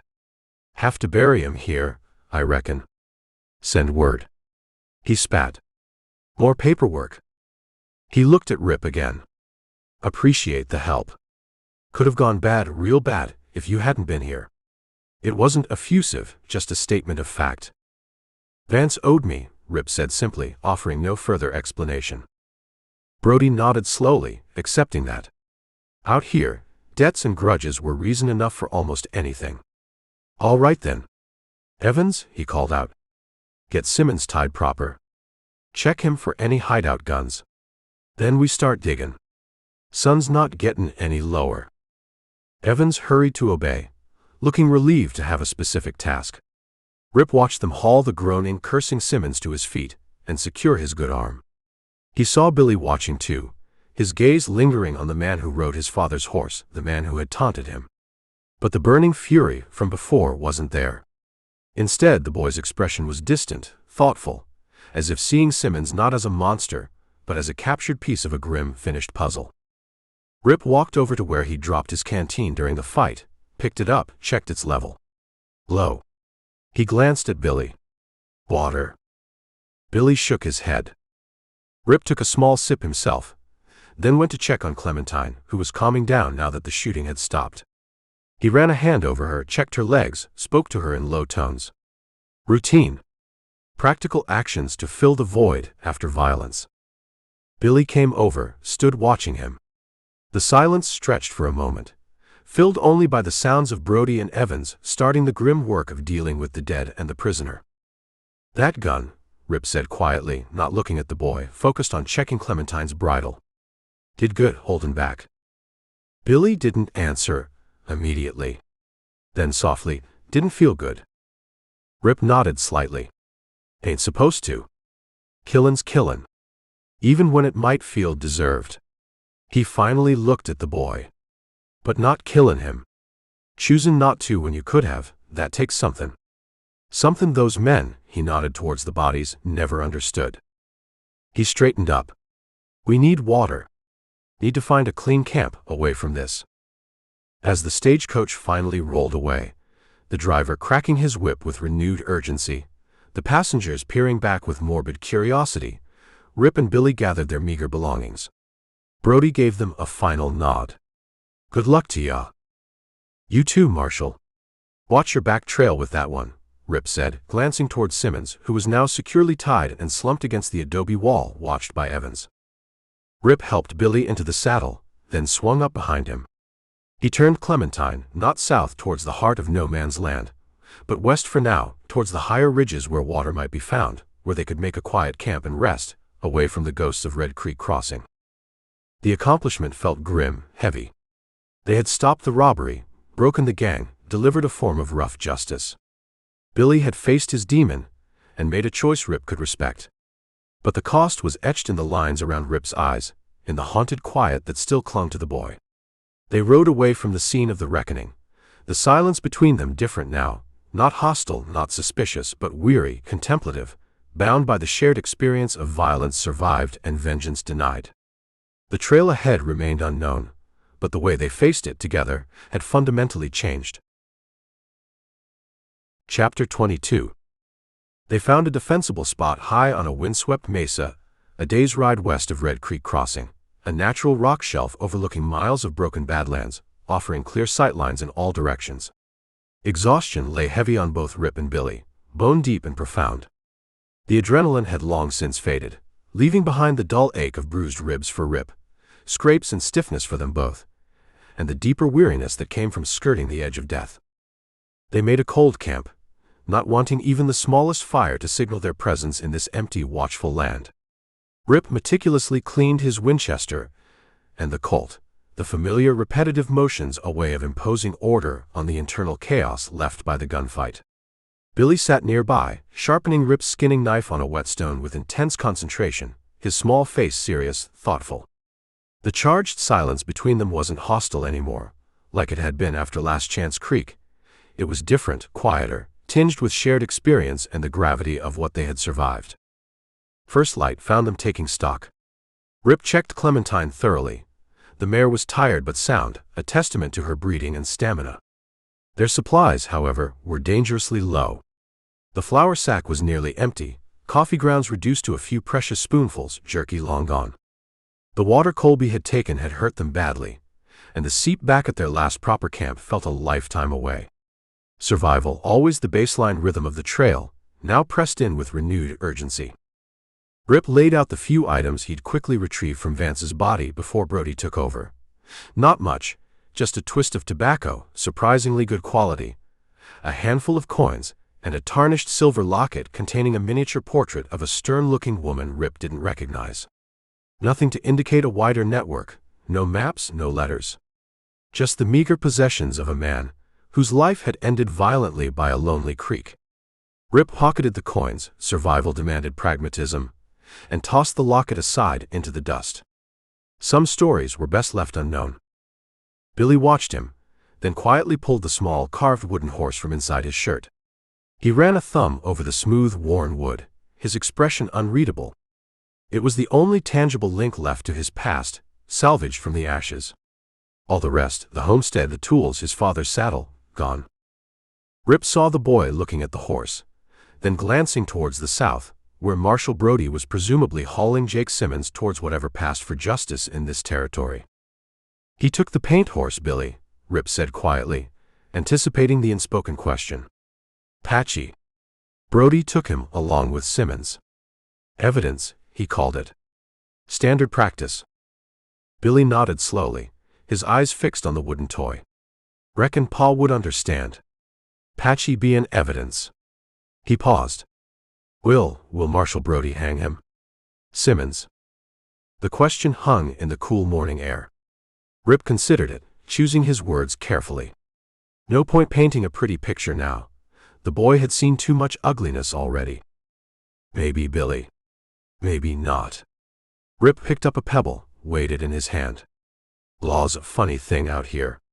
Brody's got him, sure. But he's gotta get him back first. This is rough country. Accidents happen. Friends of Vance or Simmons might try something. Even if he gets him to a judge, well, Simmons is just one man from the crew. Maybe he cuts a deal, blames Vance for everything. Maybe the judge figures one homesteader family way out here ain't worth the trouble of a full trial and a hanging. Not when there's cattle barons or railroad disputes demanding his attention. He tossed the pebble away. Justice ain't always neat, Billy. Ain't always fair. Especially when you get far from the places where folks pretend it is. He looked at the boy. Point is, we stopped him. That crew won't be hurtin' anyone else. Vance is dead. Tully and Miller are dead. Simmons, maybe he hangs, maybe he rots in Yuma, maybe he gets lucky and walks out someday old and broken. Don't change what we did. We stopped them. We accounted for them. He let the harsh reality settle. Don't figure it brings your folks back. Don't figure it makes that ache inside you disappear overnight. Might never disappear entirely. He thought of his own ghosts, the ones that rode with him still. Out here, sometimes stopping the bad guys from doing more bad, that's all the justice there is. You gotta learn to make your peace with that. Find a way to put it behind you, keep riding forward. 'Cause looking back too long, he added grimly, that's how you end up like Boone. Consumed by it. Billy didn't flinch from the hard truths. He absorbed them, his young face serious, thoughtful. He looked down at the wooden horse, then carefully tucked it back inside his shirt. He seemed to understand, maybe not fully, but enough. The fantasy of perfect, clean vengeance had died back at Red Creek Crossing.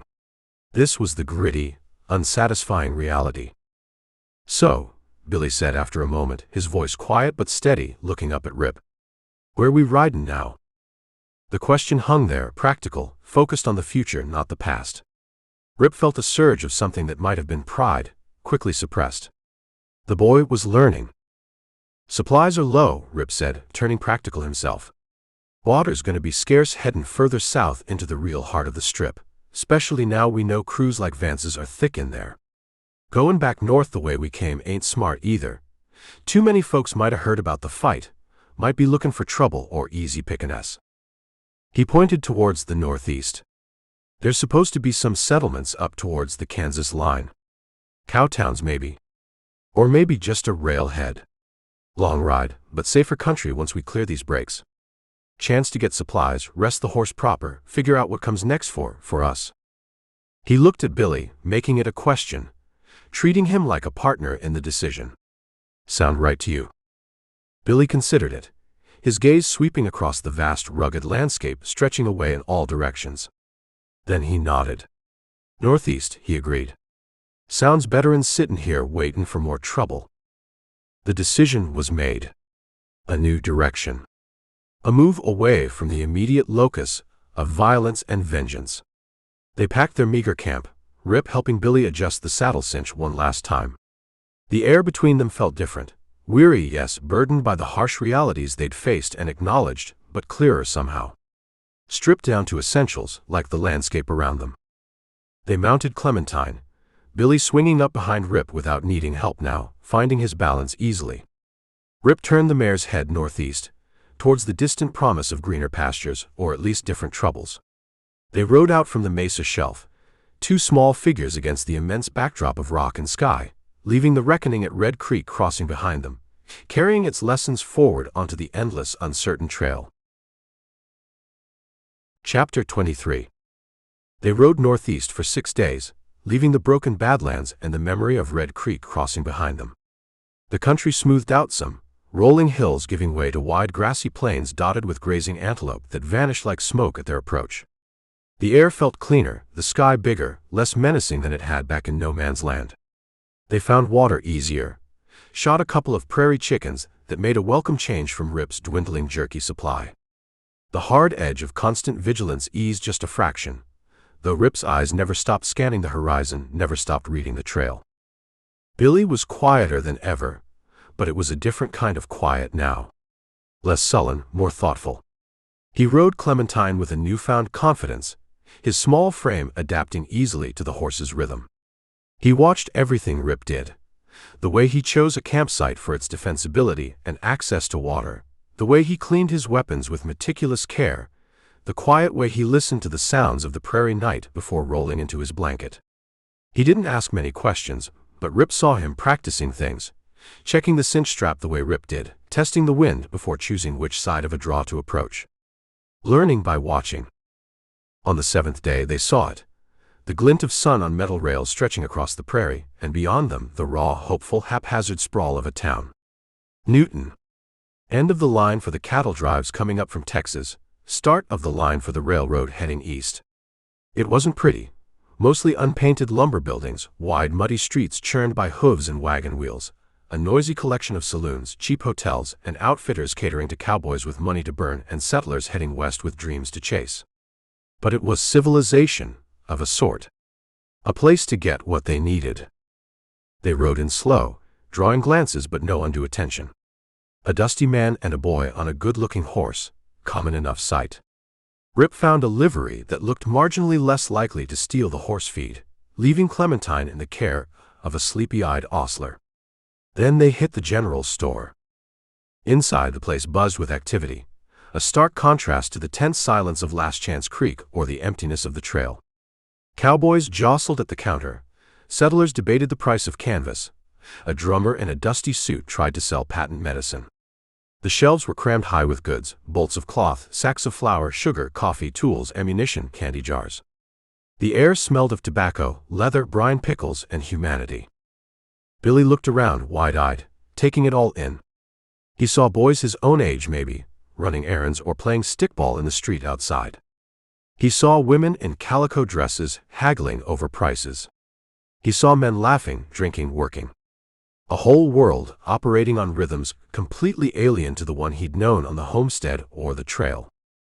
Rip traded the extra Colt he'd taken from Vance's crew and the better of the scavengers' pistols for credit, then methodically purchased what they needed: flour, bacon, coffee, salt, beans, a good supply of .44 to 40 cartridges for the Winchester and his peacemaker, even a new sturdy shirt and denim trousers for Billy, whose clothes were barely holding together. He worked quickly, efficiently, his face impassive, ignoring the noise and bustle around him. They ate a hot meal, steak, fried potatoes, canned peaches, at a rough-and-tumble eatery next door. It was the first proper meal they'd had in weeks, maybe longer for Billy. The boy ate hungrily, But Rip noticed he still watched the room, his gaze flicking towards the door, assessing the men who came and went. The trail had already left its mark. Later, sitting on a bench outside the general store while Clementine got new shoes at the blacksmith's down the street, Rip figured it was time. The boy had seen what a town looked like, what passed for normal life out here. He needed to choose his trail now. "Billy," Rip said quietly, watching a wagon loaded high with furniture rumble past.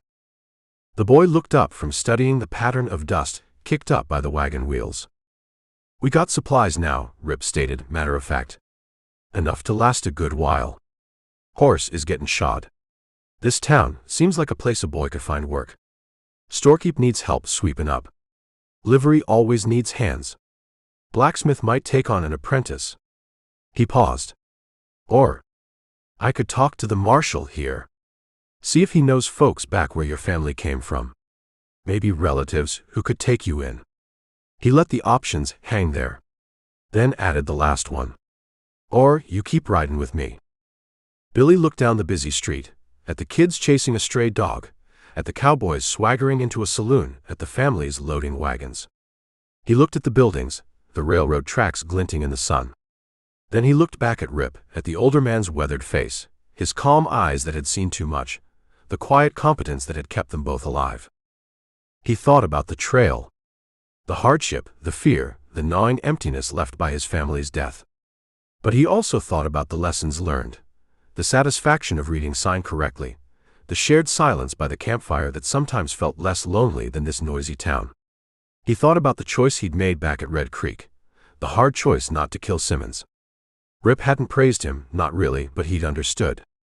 Out here with Rip, things were hard, dangerous, but they felt real. Honest, in a way this town with its noise and pretending didn't. "Don't know nobody here," Billy said finally, his voice low but clear. "Don't reckon there's anyone back there looking for me, neither." He met Rip's gaze directly. "Reckon I still got learnin' to do. Out there." He gestured vaguely towards the open country beyond the town limits. He kicked at the boardwalk dust with his worn boot. "Your way, the way you handled things back at the creek, it ain't easy. But it kept us alive. Seems square." He looked up again. "If it's all right with you, I'd like to keep riding."